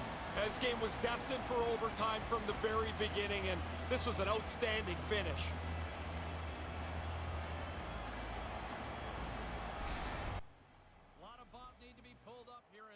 Marner has had such a redemptive playoff run. 3 years straight of playoff woes, scoring no goals in the first 2 years, and then I believe only 2 in last year's playoffs. Scores a game-winning, Game 7 overtime goal to send the Maple Leafs back to the conference finals in Game 7 against their longtime rival Montreal Canadiens, a team that has completely owned them in the expansion era, a team that they have never been able to beat, a team that they had down 3-1 just 2 years ago and ended up losing to, with that 3-1 lead that went all the way to the Stanley Cup Finals. Toronto's back in the conference finals for the second straight year after 2 absolutely thrilling playoff rounds so far. Austin Matthews has 22 points in 14 games. This is on the verge of being like one of the most amazing playoff runs ever if they can make it one more round. And in the conference finals, they'll be facing off against the Florida Panthers, the bottom seed. They were in first place in the Atlantic Division at the trade deadline. End up falling all the way to the very last wild card spot. But they knock off, I don't even remember who they played, the Philadelphia Flyers in the second round. And we'll take a look out west as well, because I think it's the Edmonton Oilers who are going to be hosting this conference finals against the Colorado Avalanche. So this is your final four. Edmonton, Colorado, Toronto, and Florida. Florida, I believe, winning their first playoff series ever. They're going on a Cinderella run of their own. They're an underdog. But I think it's the top 2 seeds for the Western Conference. So, not much going on there. Now, it's 3 out of 4 of the top seeds, but all Atlantic here in the last round. Here we go. We're jumping into the very first game. Game 1. Let's take a look at their lines, because I said I was going to do that and I forgot. Oh, while we're here, actually, we're going to do lines first. I just realized I forgot to show the minor league stats this year. So we're going to go ahead and do that as well, if I remember to. So Florida's got a really talented team. Easily one of the best 1-2 punches at center in the entire NHL. They also have one of the elite playmaking wingers in Jonathan Huberdeau. Patrick Hornqvist, grizzled veteran, knows how to score. Owen Tippett, up-and-coming scorer. Anthony Duclair, experienced, been in the league for a while. Carter Verhaeghe, probably one of the best third-liners in the league, along with Brandon Tanev. Alex Nylander crushes me in this game. And then a really, really good third line as well. They got Sam Bennett as their fourth-line center, and this guy I think is like top 15 pick. Okay. Already in the league, that's usually a good sign. And then a great top 4 defensive pairing as well. They got Mackenzie Weegar, but then Aaron Ekblad, 88, and then Montour and Forsling round out their top 4. And then in net, They have one of the best goalies in the entire league. Not playing like it in the playoffs, but they're still here nonetheless. And then one of the best goalies of the last 2 decades backing them up, too. So, or I guess decade, really. He has not been that great in the 2020s. One of the biggest playoff series in franchise history for both of these teams. Toronto, again, has not made a Stanley Cup Finals since 1967. Florida has not won a playoff series since 1996 before this season. Their only Stanley Cup Finals appearance in franchise history. Whose narrative is going to win out in this round? And I also forgot to look at points for the last round. Anyway, we'll get through game one. After the first period, it's an offensive-heavy game. 3-0 Toronto early, but Florida's not going down without a fight. After 2, Toronto makes it 6-0. Spencer Knight is still in this game after giving up 6 goals, and 2 come back for Florida, but a pretty handed Toronto win in game 1. A high-scoring game, definitely not one of great goalie performances. We're going to look at our points leaders for the first 2 rounds as well, and that was not what I wanted to click. Actually, you know what, while we're here, let's do AHL. AHL this year. We had Julien Gauthier. He posted 71 points. Bunting scored 71. Robertson with 64. So those 3 guys, well, Bunting can't grow any, I don't think. It was Joey Anderson I'm thinking of, but they should have some sort of growth. Hopefully Robertson can grow to like an 81 or an 82. I can play him on the 3rd line with in that Kosh role. Elias Anderson also, I was hoping for some sort of development from. I don't think we really had that much defenseman-wise. But goalies, Wall, I don't think he's going to progress much at this point. But yeah, just quick on the AHL. And then player stats in the playoffs. We got to switch back. NHL, and it's entire league for some reason. But our guys are still at the top. Top 3 in playoff scoring. All 3 of them are having amazing runs. Matthews, probably the most impressive. Marner's a close second, though. Marner has 8 goals this playoffs. Think about that. The man who can't score goals in the playoffs, he has 8. Tavares has 15 points. Nylander has 14. Gusev has 11. Riley's got 14. Morgan Geekie with a breakout performance this playoffs, it looks like, too. He's a plus player also with 7 points. Kosh, Getzlaff, Bobby Ryan, they've been contributing, admittedly, not as much as I'd like. Bean had that big goal. That was his only playoff point, though. And then Saros, just about the same as he was after last round. Still only has those 2 shutouts. Looks like Ingram's played a little bit when Saros has gotten benched as well. All right, let's jump into game 2. And I probably should have saved, actually, before this playoff round started, but I'll go ahead and save before we decide to jump into any gameplay. Again, it's got to be after 4 games. Or if it's a 3-0, if it's 3-0, then we can jump in. So after 1, it's tied. After 2, Toronto's up 3-2 with a 24-17 shot advantage. They got a 5-on-3 up to Florida and kill it off. Another power play for Florida. They kill that off. So a big start to this 3rd period for Toronto's defense, and they bury one on offense as well. Austin Matthews. Now they have a power play. They can't capitalize on that. But with 5 minutes, looks like that's going to be enough. Another power play, not helping Florida's case. And Wayne Simmons gets the empty netter from center ice. And then Boyou scores one on Spencer Knight with 13 seconds left. The disrespect right there. And Toronto has scored 12 goals in the first 2 games against the Florida Panthers, as they continue to dominate these earlier games on offense. Well, I guess they were down to 0-2 after last series, but just having some of these games, they've had a 6-1 win, they've had an 8-0 win in this playoffs, and now they're heading into Florida, into Miami. After 1, they're up 1-0. After 2, Florida comes back and ties it up. This has been a back and forth game. So Toronto's got the shot advantage. They're on the power play. Florida kills it off, and then comes back with their own power play. Toronto with a power play now. And nothing doing so far here in game 3. It's a tie game. Toronto with a 10-shot advantage, but it doesn't look like it's going to matter. And Tanev comes back late. And if you're Saros, you can't get that goal up. Florida takes one at home. Makes this a 2-1 series. Can they tie this series up here in game 4 of the Eastern Conference Finals in year 2 of our Canada Challenge of NHL 22? After 1, got a 2-0 lead. After 2, it's 3-1 Florida. Toronto comes back quick with a power play goal. Brock Besser. They're still on a power play, though. Shots are pretty even so far. Toronto with another power play. Can't capitalize. Florida kills that one off. 10 minutes left. Not a whole lot going on offensively, it seems like. And there we go, the tiebreaker, or the tire-upper right there. Morgan Geekie right from the slot. And this game is going into overtime. Game 4. Florida, power play. Killed off by Toronto. Can Florida tie the series up, or will Toronto score on this power play? And that's exactly what happens. And Austin Matthews, I believe that's his 16th goal of the playoffs. I might be wrong, but he sends this series back to Toronto up 3-1. Never mind, I had that backwards, I think. Okay, never mind. Game 5 in Toronto. They have a chance to win the Eastern Conference, or win a conference, because they were in the West for a very long time.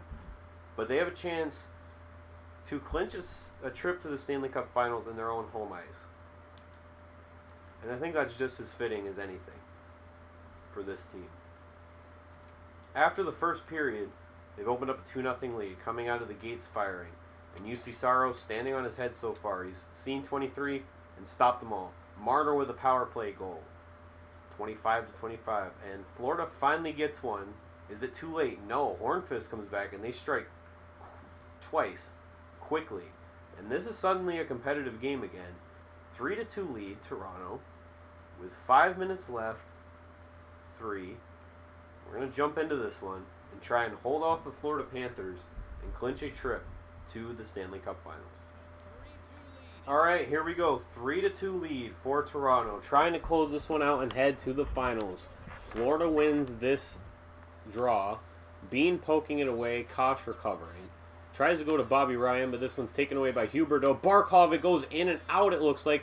Bean, what are you doing right there? That was a horrible pass. Hornqvist shoots, but that one's blocked by Bean, semi-redeeming himself. Kosh with a little bit of a breakaway. He's going to shoot this one on net. Goes for the rebound. Spencer Knight recovers. It gets out quick to Aaron Ekblad. Maybe he didn't cover that one completely. Well, you going for the hit on Huberdeau, but he gets around and takes a shot. Deflected. Getzlaf tries to pass this one out. And he's going to try and muscle his way through right here. Boyu tries to recover. And this is a loose puck. Kosh going for the bank pass. And this one will be recovered by Aaron Ekblad for the Panthers. Hornqvist now carrying in. Getzlaf defending the middle. Pass over to Barkov. And it's poked away by Jake Bean. Back into the corner. Goes to Huberdeau. Taking a shot down. Saros recovering. Brings out to Bobby Ryan. Up to Getzlaf. Former teammates in Anaheim. This one's going toward the corner now. Kosh over to Getzlaf. Can't connect on that pass. And Barkov picks it up for the Panthers. Out to Owen Tippett. They're looking for anything here they can get offensively. But Kosh with the poke. And loses the pass there. But recovers the puck briefly before it's taken away by Anthony Duclair. Trying to make something happen here. And this shot goes over the back of the net. Boyu now over to Getzlaf. Back to Jake Bean. And goes for the bank pass for some reason. Bobby Ryan briefly had it. And there's a big fight for the puck now. It's heading for the corner. Boyu is going to try and loosen it up here a little bit for the Leafs. And now Jake Bean has it, carrying it in. Defended closely. It's almost taken away. Shot is blocked on his initial attempt. Gets it out to Boyu. Back to Bean. Bean can go for the slapper. Not on net. Bobby Ryan runs right by it. Back to Bean. Ryan shoots. Kosh shoots. Both are blocked. Kosh shoots again. It's blocked again. Forsling has it now. And it looks like Florida is going to be pulling their goaltender here soon. Maybe not quite yet, though. You got to think it's coming soon. Boyu in the corner fights for it. And now Florida is going to opt to go for the sixth attacker. Boyu recovers, though. Now Kosh has it. Kosh trying to carry it in. Getzlaf shoots, but it's way off target. Do not know where he was heading right there. Forsling bringing it in. Gets it over to Verhaeghe, and he ties this game up. I can't believe that just happened. What is Getzlaf doing? What is Getzlaf doing right there? That's my only question. As this game is now tied up with just 24 seconds left, and it looks like we're going to be heading into overtime. The Leafs can just never make it easy for themselves. And it says I'm not holding the grip, even though I literally am and have been every single time since I've found out that you have to do it. Now Marner carrying it in. Marner stops. Big hit right there. Verhaeghe recovering. Tanev now with it. Closely defended by Besser. Besser's got it now, and he tried to pass it, but don't know where exactly that one was going, and this is going to end regulation. Florida coming back with a very late goal, and they've come down from 3-0 to tie this one up now against Toronto. Let's see if Toronto can ever win a face-off. Oops. Matthews out there for the draw against Barkov, and he doesn't win that one either. Ekblad in. Huberdeau poked away again. Now Matthews carrying it in. Trying to find open ice. Can't. Right there. Hornqvist ends up with it. Now Ekblad's got it. He's the only one carrying it in. Closely defended by Riley. Gets the pass. Away. It's poked away. Hull had it. Marner goes again. Gets checked. Matthews has it once again. Making a move. Gets a shot off. Can't connect. Looking for an open spot on the ice. Marner ends up with it. Marner loses the puck though, trying to make a pass out to the point. Hull poked away, but it's out of the neutral zone now, and a bad pass right there. Hull gets away from Hornqvist. Hornqvist ends up with it in the corner, and Marner's got it for the Leafs now, carrying it in once again, fighting through the contact, tries to go for the pass, but it's picked off by Uyghur. I think that's how you say that. Not sure. Now Riley poking it away from Barkov on the deke attempt. Riley now, he's going to square up for the shot. Gets it on net. Tavares is there off the rebound, but a bad, weak pass that I think was deflected. Now Ekblad with it, carrying it in for Florida.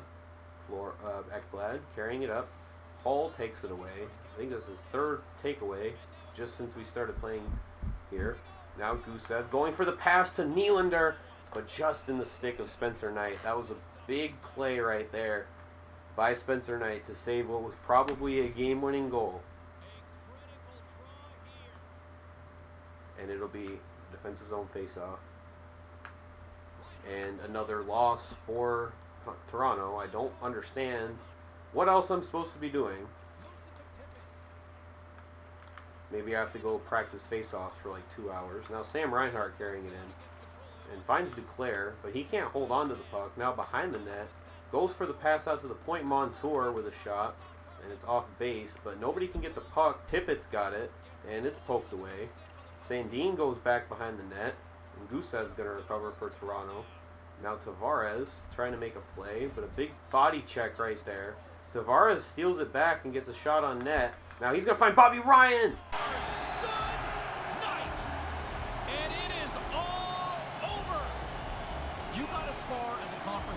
Can you find any parallels in terms of what they're experiencing right now? Well, for the losing team, yeah, James, this really stinks because you're so close. You dream of the Stanley Cup, but you can't get there unless you win this series. It's like all that work, it was for naught. Love the sportsmanship, love the respect, but it can't be easy at one end. No, it's really a great tradition that has grown in the sport. And the Toronto Maple Leafs are heading back to the Stanley Cup Finals for the first time in almost 50 years. And this man is a big part of the reason why. John Tavares, one of the premier scorers in the league for a very long time. Biggest free agent signing that this team has seen in a long time. And he's been a part of a core that's now going to make their way back to the promised land, hopefully, for the first time in almost 50 years. It was a tough one. Florida tied it up late, but a big goal by a grizzled veteran right here, getting right behind Spencer Knight during a line change nonetheless. And of course, it would be Bobby Ryan. How is he not first star? He buried the game-winning goal in a clinching game in the Eastern Conference Finals. Second star is Morgan Riley. He had a goal earlier in this game. I want to see who the first star is going to be, and it looks like it's John Tavares. Had a goal and an assist, so I don't know. It's not going to. I don't think. Well, it's actually going to play a replay for the assist. But yeah, I'm kind of disappointed. There's not really more of a trophy presentation for the conference trophy. Anyway, it's a little disappointing, like I said. But yeah, I'm glad that we were able to do that after becoming like the fourth team in history to get reverse swept. We clutch out a win in a series where we had a big advantage. And now we're going to take it day by day because I want to watch this series to see whether we're playing the Oilers or the Avalanche.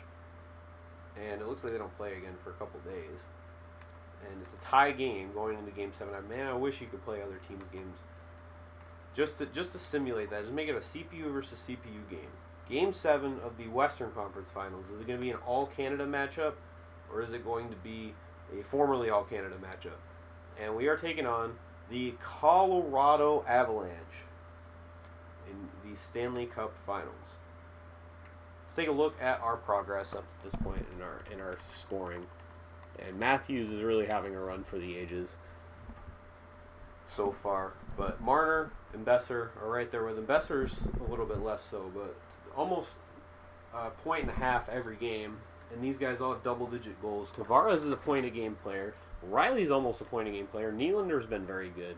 Gusev has been really good. Geeky with a breakout performance. Hopefully this will help his progression and he can be a little bit better next year in terms of overall. Because I'd like to make him our fourth-line center again in like a good ideal situation. Getzlaff has been solid, but he's been kind of bad defense. That whole line has been bad defensively, it looks like. But man, you can't really split those guys up. Bobby Ryan, man, has been a hero. He's a folk hero forever in Toronto after that. He sent this team to the finals. The setup was really what got the goal, but regardless. Anyway, Saros continues to be okay. He's been a little better. A little better recently. Not too much, though. All right, Game 1 in Toronto. Taking on the Colorado Avalanche. Easily one of the best teams in the NHL. The team I think is going to win the Stanley Cup this season as the most talented, most balanced roster. The downgrade to the... I just noticed this is out of order. Why is Columbus... Why is Calgary... This is all out of order. Alright, I don't know. Anyway, easily the best top line in the league with McKinnon, Rantanen, and Landeskog. Their second line is great as well. They got JT Compher, Alex Newhook, who it looks like they drafted just last year and is already an 80 overall. So that definitely helps.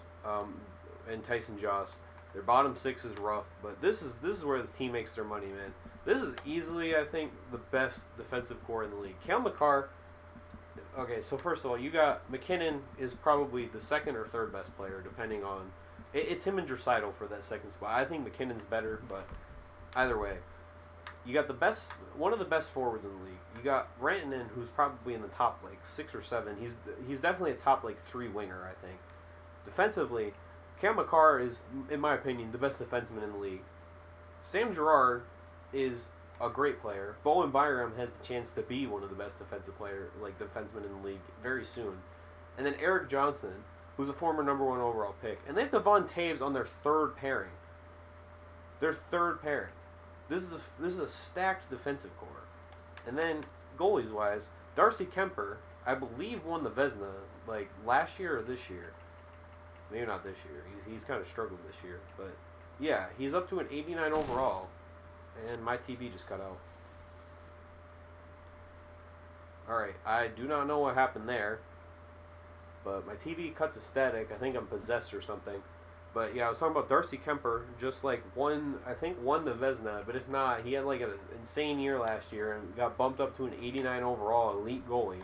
And Martin Jones is their backup. And he's had some struggles recently, but still nonetheless has experience as the backup to Jonathan Quick, and has been a starter in this league. So yeah, this team's scary as shit. Obviously, they're one of the best teams in the league. They made the Stanley Cup Finals. But yeah, and not only that, they have an elite second line center now too. So this team's going to be a pain in the ass for a long time. Anyway, after 2, it's a very close defensive game so far. Toronto's only got 17 shots, and Colorado's up 2-0 here early in the third period. I'm going to go ahead and save after this as well. Marner comes back with the power play goal. Toronto's still on the power play. 15 minutes left, ties it up. This is a 2-2 game. Toronto with another power play, and they've really come out this period. They've dominated the first 10 minutes, but Nathan McKinnon comes back. Andre Kosh ties it up, though, 3-3. Marner gives them the lead, and what has happened here late? This was a 1-0 game coming into the third period. Jake Bean, all he does this playoffs is score goals. He hasn't done anything else. Merkley coming back, 5-4 with 1 minute left, and what a game one. What a start to this series. Game one of the Stanley Cup Finals, Toronto comes away. Shots exactly the same. But really, this is all about the third period. First period, nothing. Second period, it's 1-0, all right? Third period, you open it up. Toronto comes out. They're down 2-0. They come back with 2 straight, right? McKinnon comes back.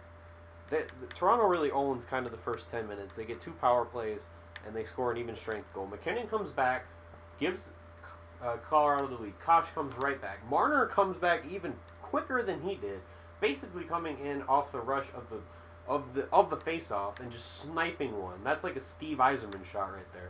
Bean gets one from the other corner a few minutes later to really seal this out. Merkley makes it a close one, though, here late. And then I want to see if they got any shots after that. It looks like they got one shot by McKinnon, and then we got one from Boyu. McKinnon was a really good scoring chance, though, right from the circle, right from the slot. But, man, what an action-packed first game of the Stanley Cup Finals. This is going to be a good one. Let's get out of this screen, and we're going to go ahead real quick, and I'm going to save this. Just because I haven't saved in a while, and after my TV just went staticky.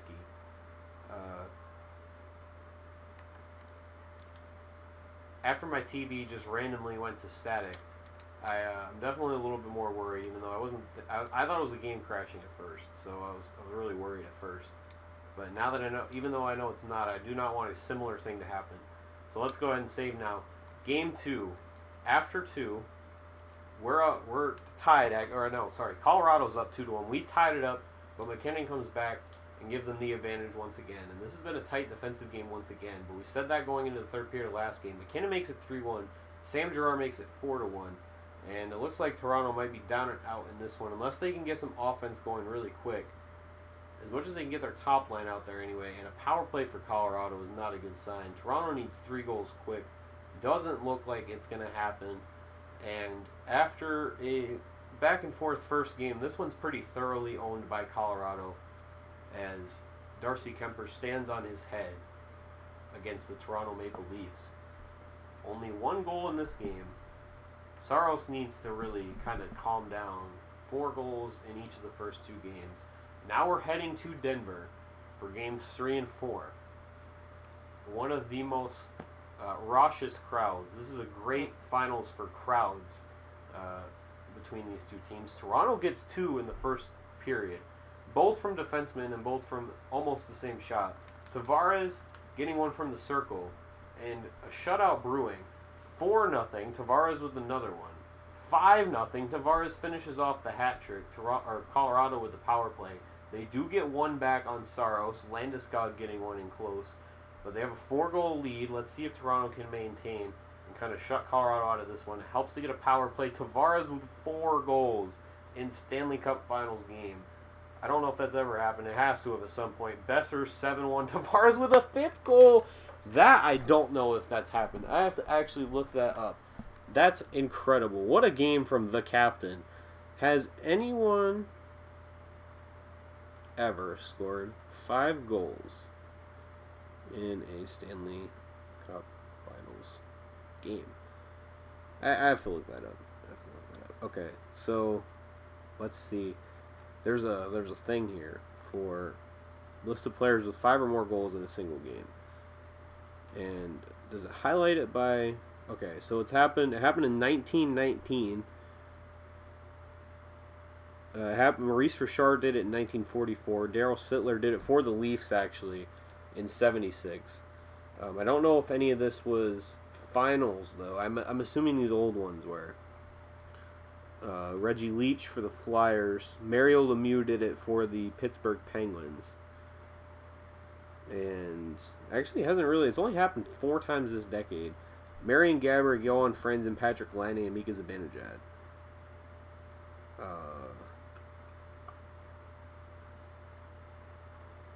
Okay. Well, still, 5 goals. It hasn't happened recently. It hasn't happened since Mario Lemieux. So 5 goals in a single Stanley Cup Finals game and an 8-1 win. Toronto, we just had these incredible, like, breakout offensive games, like blowout games, showing what we're truly capable of. We just need to find that consistently.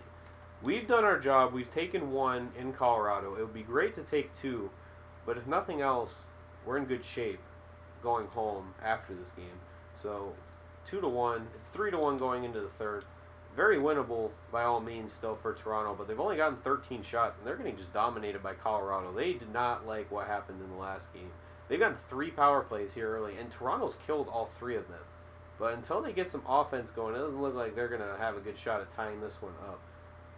And yeah, a big win by Colorado right there to tie things back up. And this might just be one of those series. It's just going to be back and forth the whole way. We're going back to Toronto now, tied 2-2, and we can actually start jumping into games now. We can start jumping into games.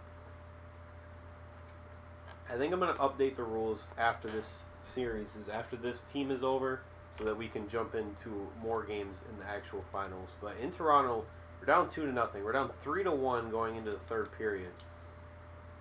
Let's see if we can tie this one back up, or at least get some offense. And Jost makes it a 4-1 game. Prado with a power play. And Austin Matthews scores one. That's a big snipe right there. And Toronto needs some quick offense again right here, preferably. Trying to get another one soon. And it does not look like it's going to happen. And so we're heading back to Colorado, down 3-2.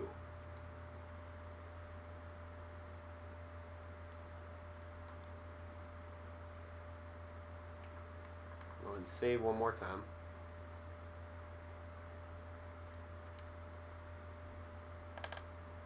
And this is going to go down truly as one of the best Stanley Cup Finals. Not even for its like competitiveness, but just the craziness of how this has gone down. So every game has been like insane. So game 1, obviously big back and forth, huge third period, right? Huge third period. Then Colorado comes back, dominates. Toronto comes back, dominates. Colorado with a massive win right here, and then another massive win. They have a chance to close this thing out. They have 2 chances to close it out, one on the road and one at home. Let's see if they're going to be able to capitalize, or if Toronto is going to continue to clutch it out like they have all playoffs. One of the least clutch teams historically has just flipped the script in this playoff run. Down 2-1 after 1. Tied 3-3. This is a whole new game going into the third period. Toronto needs this one. Big offensive game, too. 5-on-3 for Colorado. Power play. Toronto, huge kill right there. Big defensive stand, but then they give up even strength to Jost. They got a power play. And does not look like they're getting anything so far. We're going to go ahead and jump into this one again, ladies and gentlemen.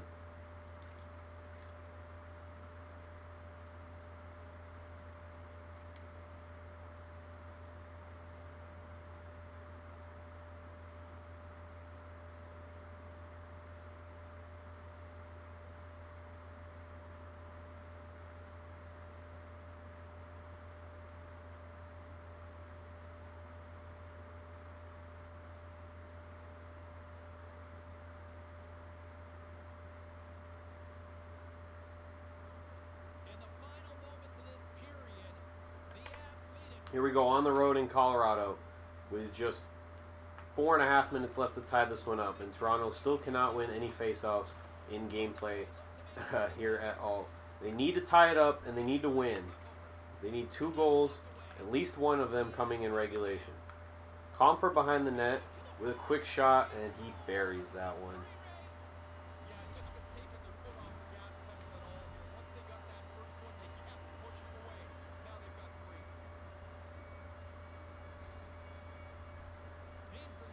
Toronto now needs 3 goals with at least 2 in regulation after that really poor goal by UC Saros. Should not have let that one up by any means. Makar comes in quick, and luckily he's stopped because this could have quickly turned into a disaster.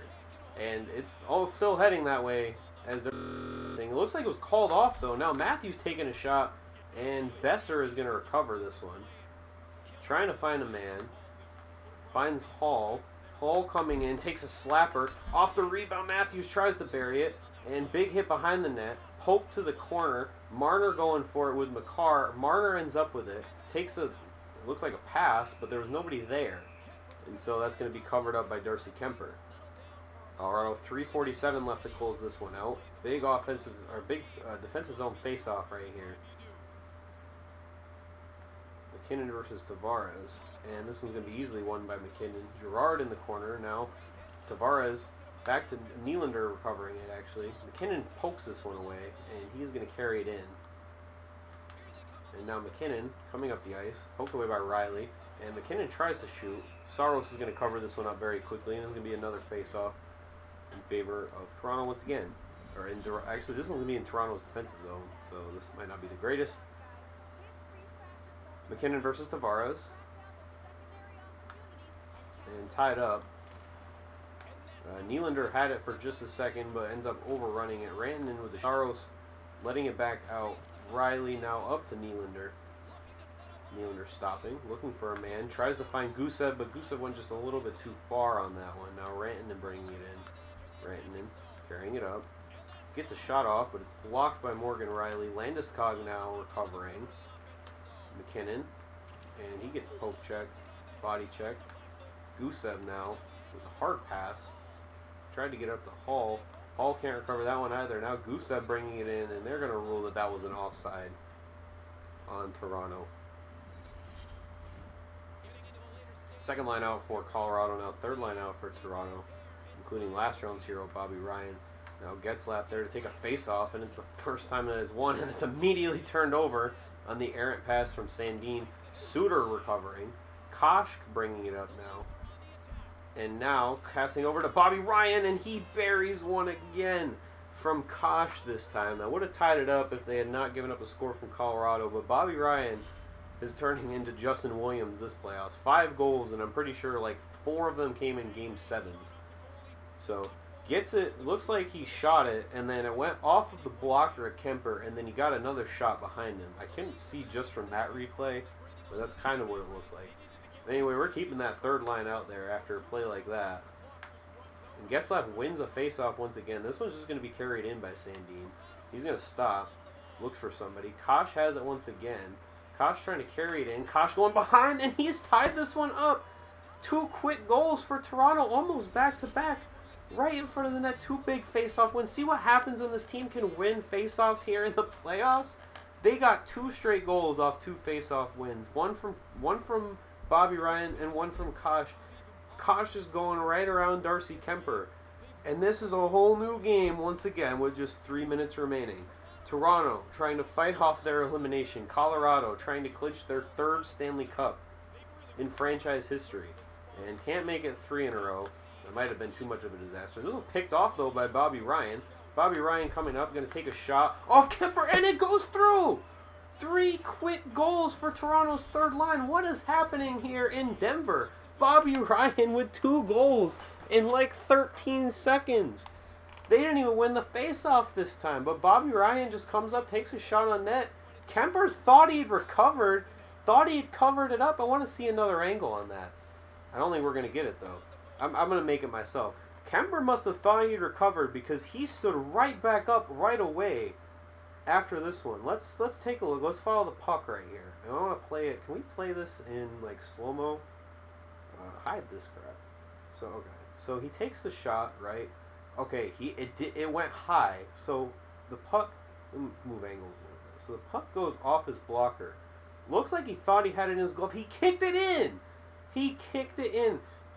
He must have thought okay, so that's actually his blocker. So it goes into his blocker. It actually looks like it's between. How do you zoom? Okay. Oops. Okay. So right here, it goes in between his blocker. Goes off his blocker, off his stick. He loses track of it. It's behind him, and then he kicks it in. Holy crap! What a goal! What an error by Colorado! What an error by Darcy Kemper, and what a goal for Bobby Ryan! That proves to you sometimes it's better to be lucky than be good right there. Toronto up by 1 now, and this has become a disaster for Colorado. They win the face-off, and they're carrying it in now. It's, Eric Johnson back to Newhook, and it's taken away by Sandin, almost ends up in net. But now this one's going to be carried in by Bobby Ryan up the side, gets checked, almost recovers, but can't over Jost. I think it's Jost. I don't think it's Jost. I think I remember getting, like, confused when they were calling him that. But anyway, Bobby Ryan with it once again. Now up to Suter. Suter carries it in. There's an old man period right here. Can't find an open lane. Trying to find somebody. Besser had it for just a second. Now Getzlaff going back out. Tried to get to Suter. But it ends up in Toronto's defensive zone now. Sandin with it. And he goes for the pass. Hard pass up to Marner. Marner's going to try and tough this one out. Getzlaff with it. Over to Marner, and it can't connect. Now he's got it behind the net. Over to Jost. Carrying it in.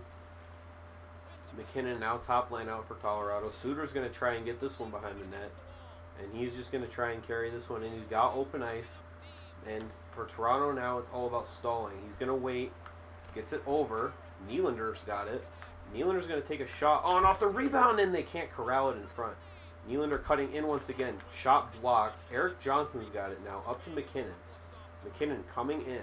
Crosses the blue line. Can he make a play right here? Shot blocked by Suter.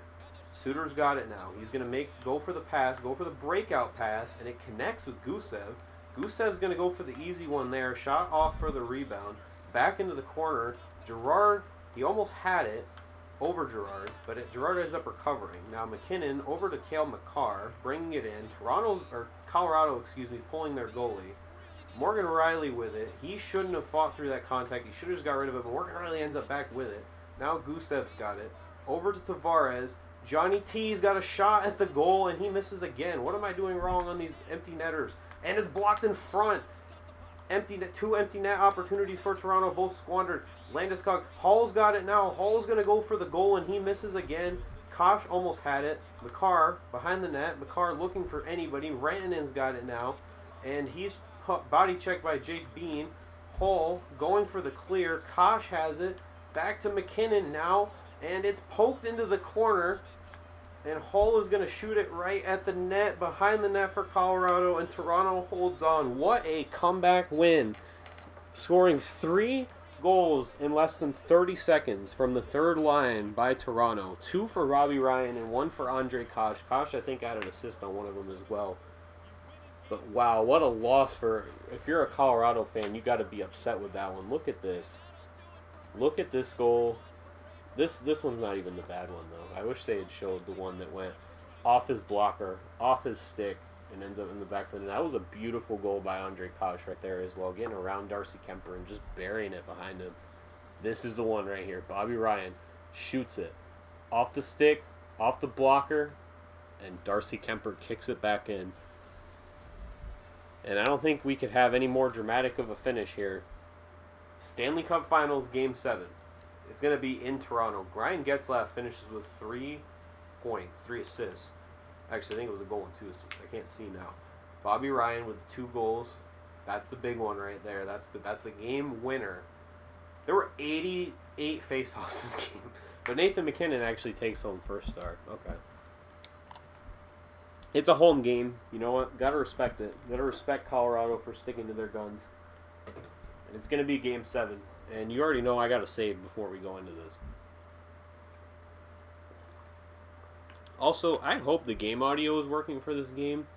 And it's not like HDCP protected, because I have not really had a chance to see... Oh, yeah, I see it now. Okay. I haven't really seen it, like, going up or down, like, throughout. But I know that, like, the menus themselves are kind of, like, quieter, because I have the game audio turned down. Since I'm doing live commentary over it. Alright, so here we are going into Game 7, Stanley Cup Finals. Austin Matthews, 35 points. I think Marner's probably got close to it as well. I guess we'll take a look afterwards, because this might end up being the last. This might end up being the last game. So the last like part of this series. This part anyway. Yeah, so Matthews and Marner both have 35. Tavares has 30 after that 5-goal game, and then Besser's also got 30. Nylander, Riley. So there's more people didn't have points during that. The third line just got a massive bump in points too. They've been pretty unproductive so far. in this playoff run. But all right, there's no real other words to say here. We're going into a big game. We're gonna sim this game period by period. We're not skipping anything. This is the biggest game in franchise history, arguably, for Toronto. And it's opened by Colorado in scoring. Power play for Toronto killed off by Colorado, and they got an early 2-0 lead. Power play again for Toronto, killed off once again by Colorado. And they get a power play. It's killed off by Toronto. And we're going to end the first period in scoring 2-0 Colorado. It's been a close game so far. We're going to resume the simulation. The power play was killed off, so a lot of power plays early in this game.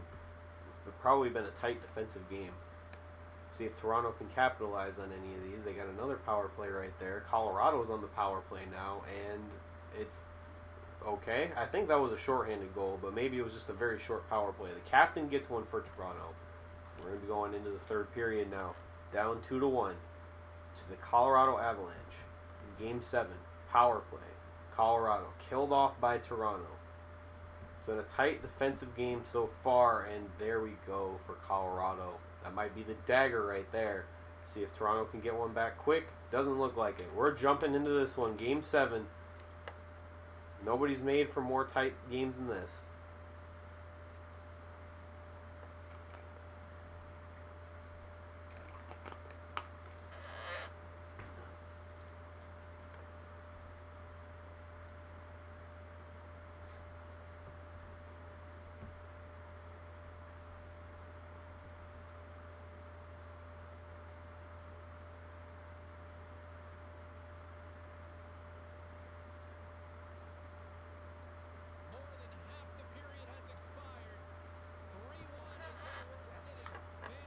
Fourth line out to start for Toronto.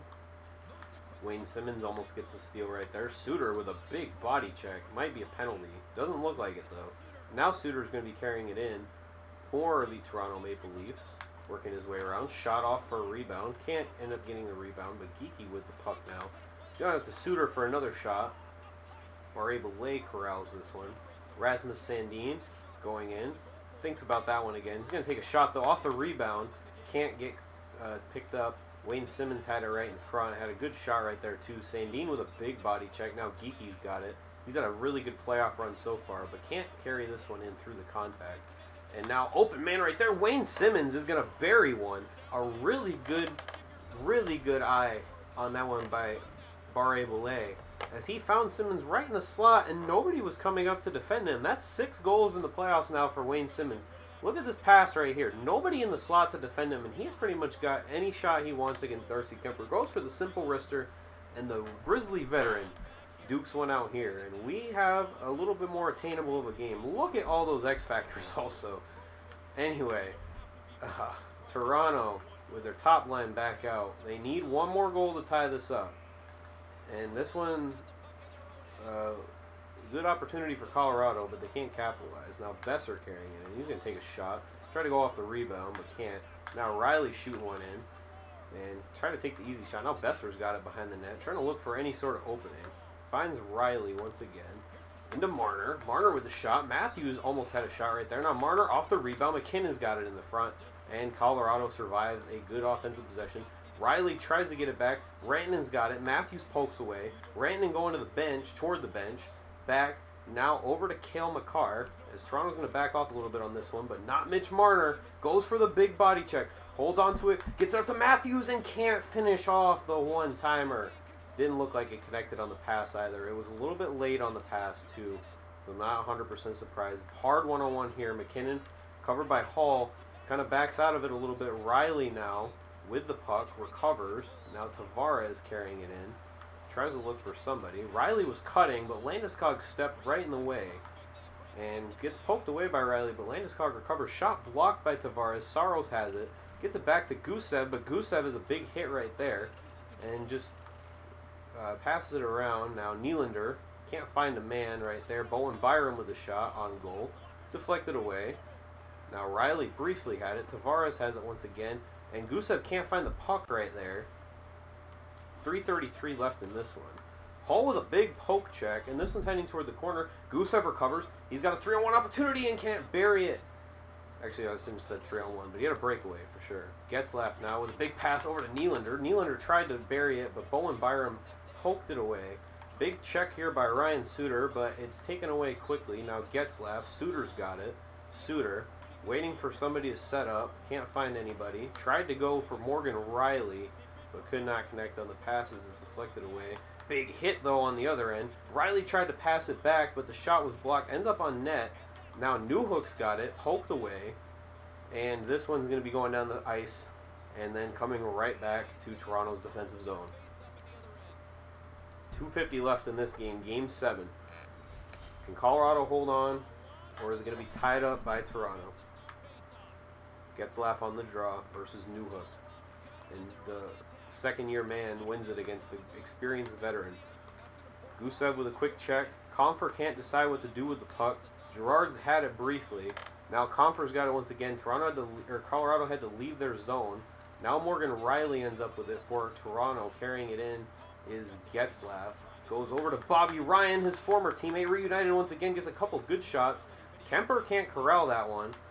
And Gusev gets it back, tries to get it back out. He's got an open slot, takes a shot, but it looks like it was deflected. Now Bobby Ryan tried to get a pass off and went just a little bit too far right there.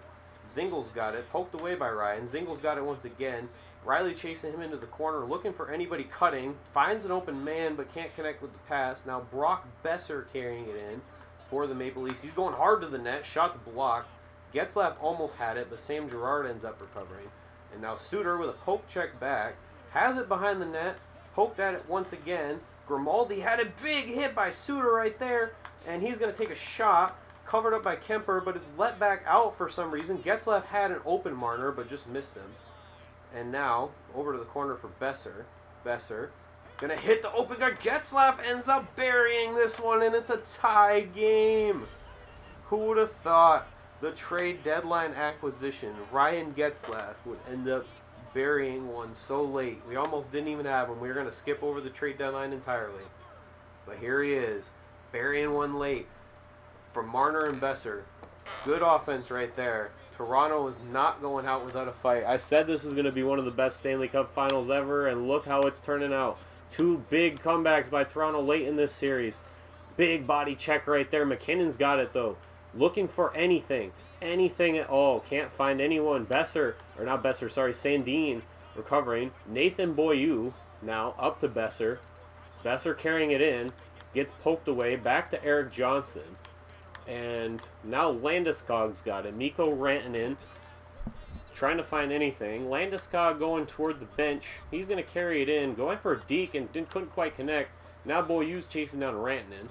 Rantanen looking for Bowen Byram. Finds him, shot blocked. Landeskog almost had it on the rebound off the block. Now Austin Matthews is carrying it in. And this one's poked to the corner. Now Sandin going to Matthews. Matthews gets it poked away again. He was trying to go back out to the point with it. And now Landeskog skates around Sandin. Got Boyou. Shot on net. Poked away by... Big hit right there. Poked away by Saros. And now Parlay with a big pick away. Gusev tried to bury it. Couldn't quite. Not exactly sure why Toronto's got their fourth line out there right now. Wayne Simmons with the shot on the goal. And we're going to go ahead and switch that one up, at least to the third line. We do not want to have our fourth line out there in this kind of situation. Especially with our third defensive pairing almost out there. And I can settle for this. We're probably not going to get the game winner here. This is probably going to be going to overtime, though. But we at least need to prevent Colorado from scoring. Their top two lines are really fucking scary. Now Ruda bringing it in. Bean has it. Tries to pass. Getzlaf's got it. Pass goes through Kosh. Now Ruda once again. And this one's picked up by Boyou. Nathan Boyou bringing it in. Looking for anything. And it looks like this is going to be heading back towards UC Saros. And Bean doesn't even shoot it the right way. This is heading into overtime. Game 7 of the Stanley Cup Finals. Colorado Avalanche, Toronto Maple Leafs. Can the Leafs finish off one of the most thrilling playoff runs ever?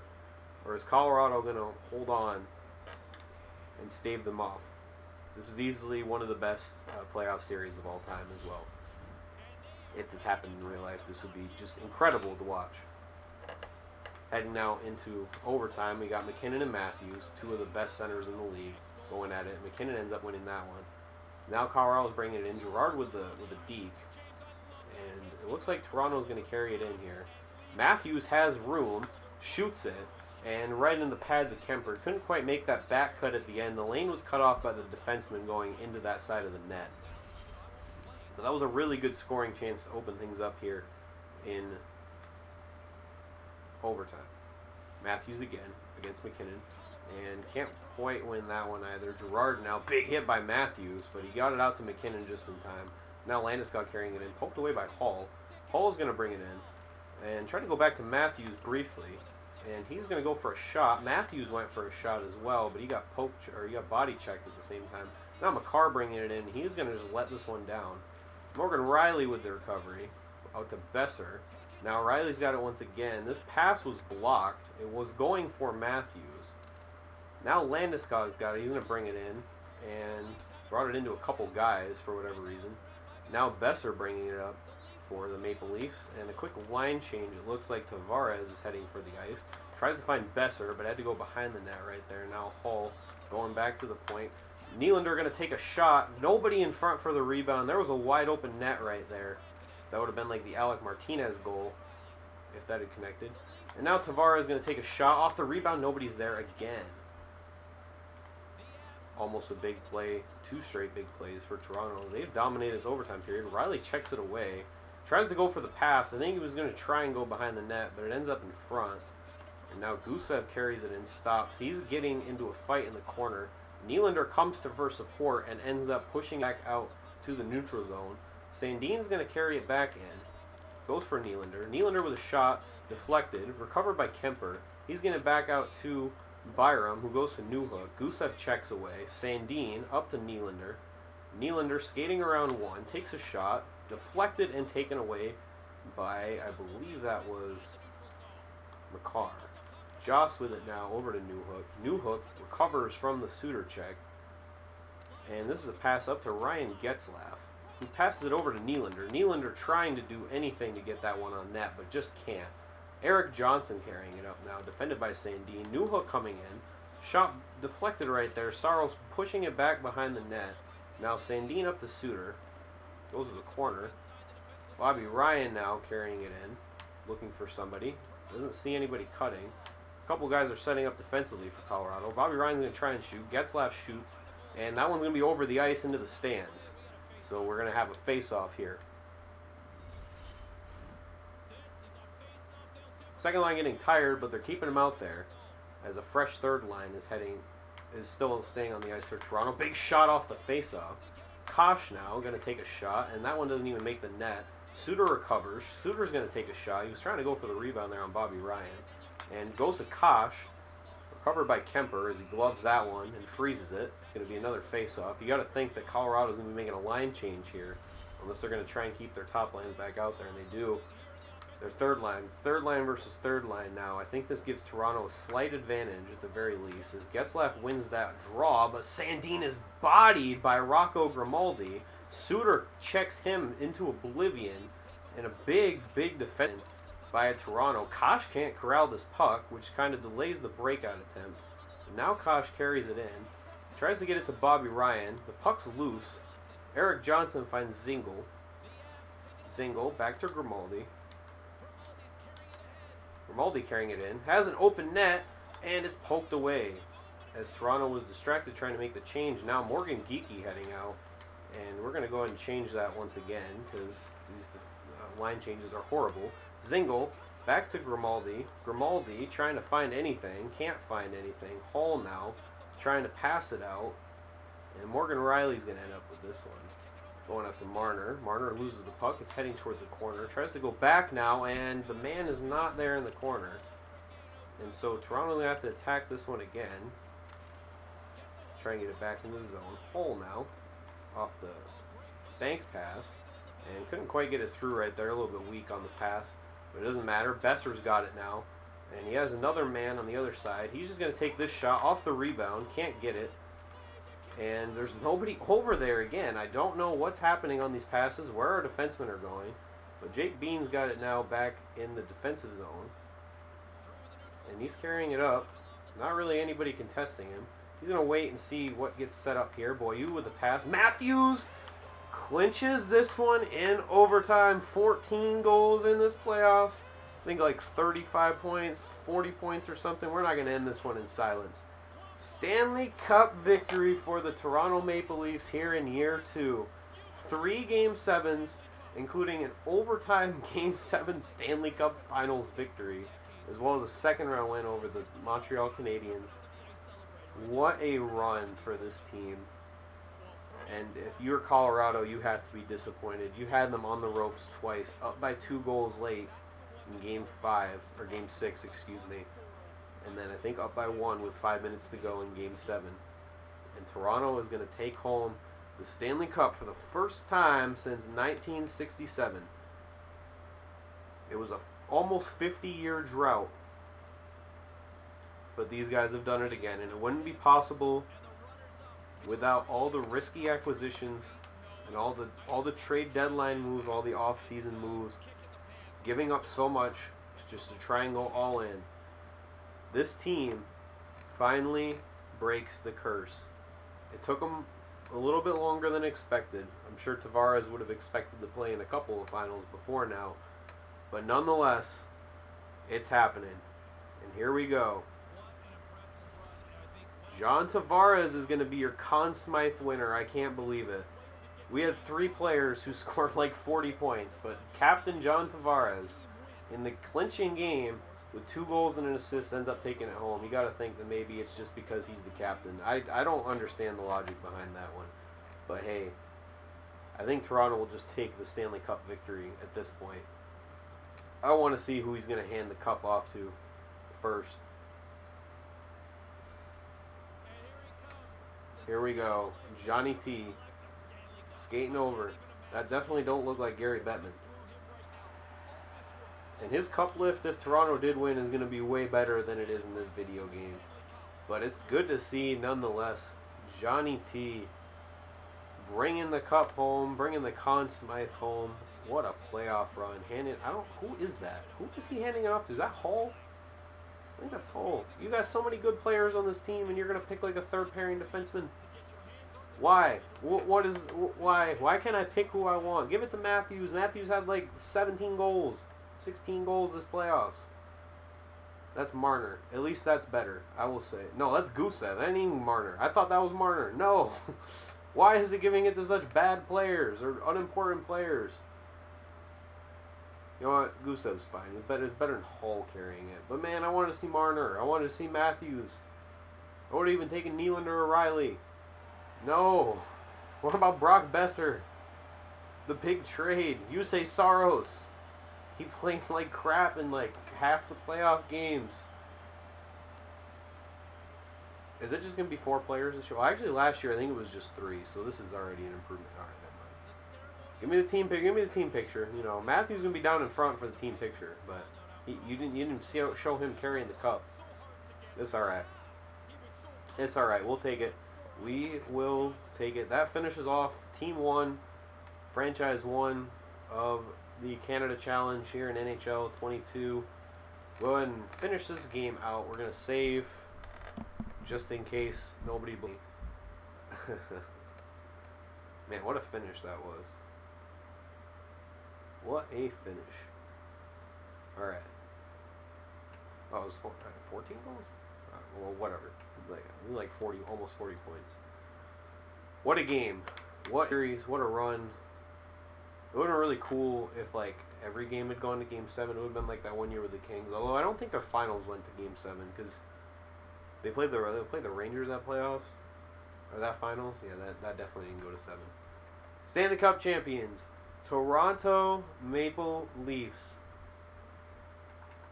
And we're not going to show all the awards. I want to simulate into the offseason because I want to see if Matthews ends up winning the MVP for the regular season or if it's somebody else. I don't think I checked leading scorers actually. Matthews actually at -1 in the playoffs. Tavares, you know what? Tavares led the team in goals after that last game. So I guess I can't be too upset.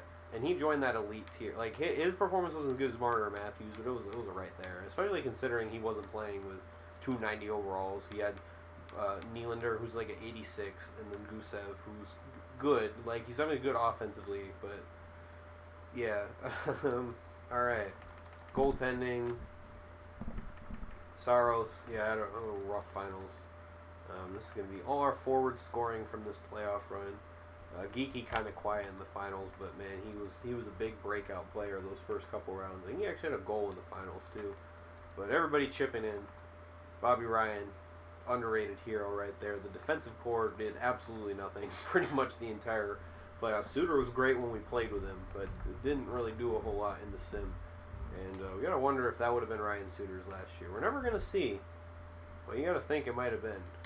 That's going to wrap up this playoff run. Like I said, we're going to simulate in just to see the awards. See if Matthews ends up getting his MVP in a truly historic year. Again, can't really overstate how unprecedented what he did in the regular season was. Can we get to awards now? Yes, we can. Again, 69 goals, 15th all-time. Team awards, you got Toronto Maple Leafs winning the Stanley Cup after being up 3-0 on last year's Stanley Cup winner, who didn't even make the playoffs this year. President's Trophy goes to Edmonton, representing the West. Toronto representing the East in the finals. Go to individual awards, you got Austin Matthews winning the Art Ross and the Hart Memorial Trophy. Petrie with the Norris. Lady Bing also from Matthews. Veleno winning the Calder, but then Johnny T winning the Conn Smythe. Vesna went to Mike Smith. Wow, what a run. Selke goes to Bergeron. Ted Lindsay to Austin Matthews. Maurice Richard goes to Austin Matthews. I mean, it is a historic year. You almost have to give it to him in that case. But anyway, said it enough. I was going to wrap up Toronto's portion of this Canada Challenge. Next episode is going to be the first one. Why can't I unlock my phone?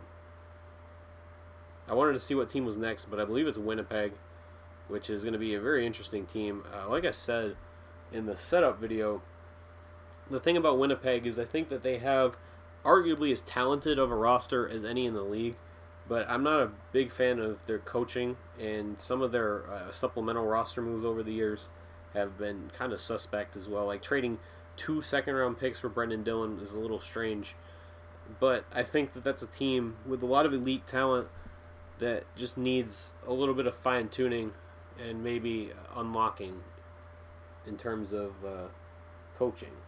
So that should be an interesting challenge. They're a team with a lot of potential, but they're another team like Toronto that's very close to being a competitor already.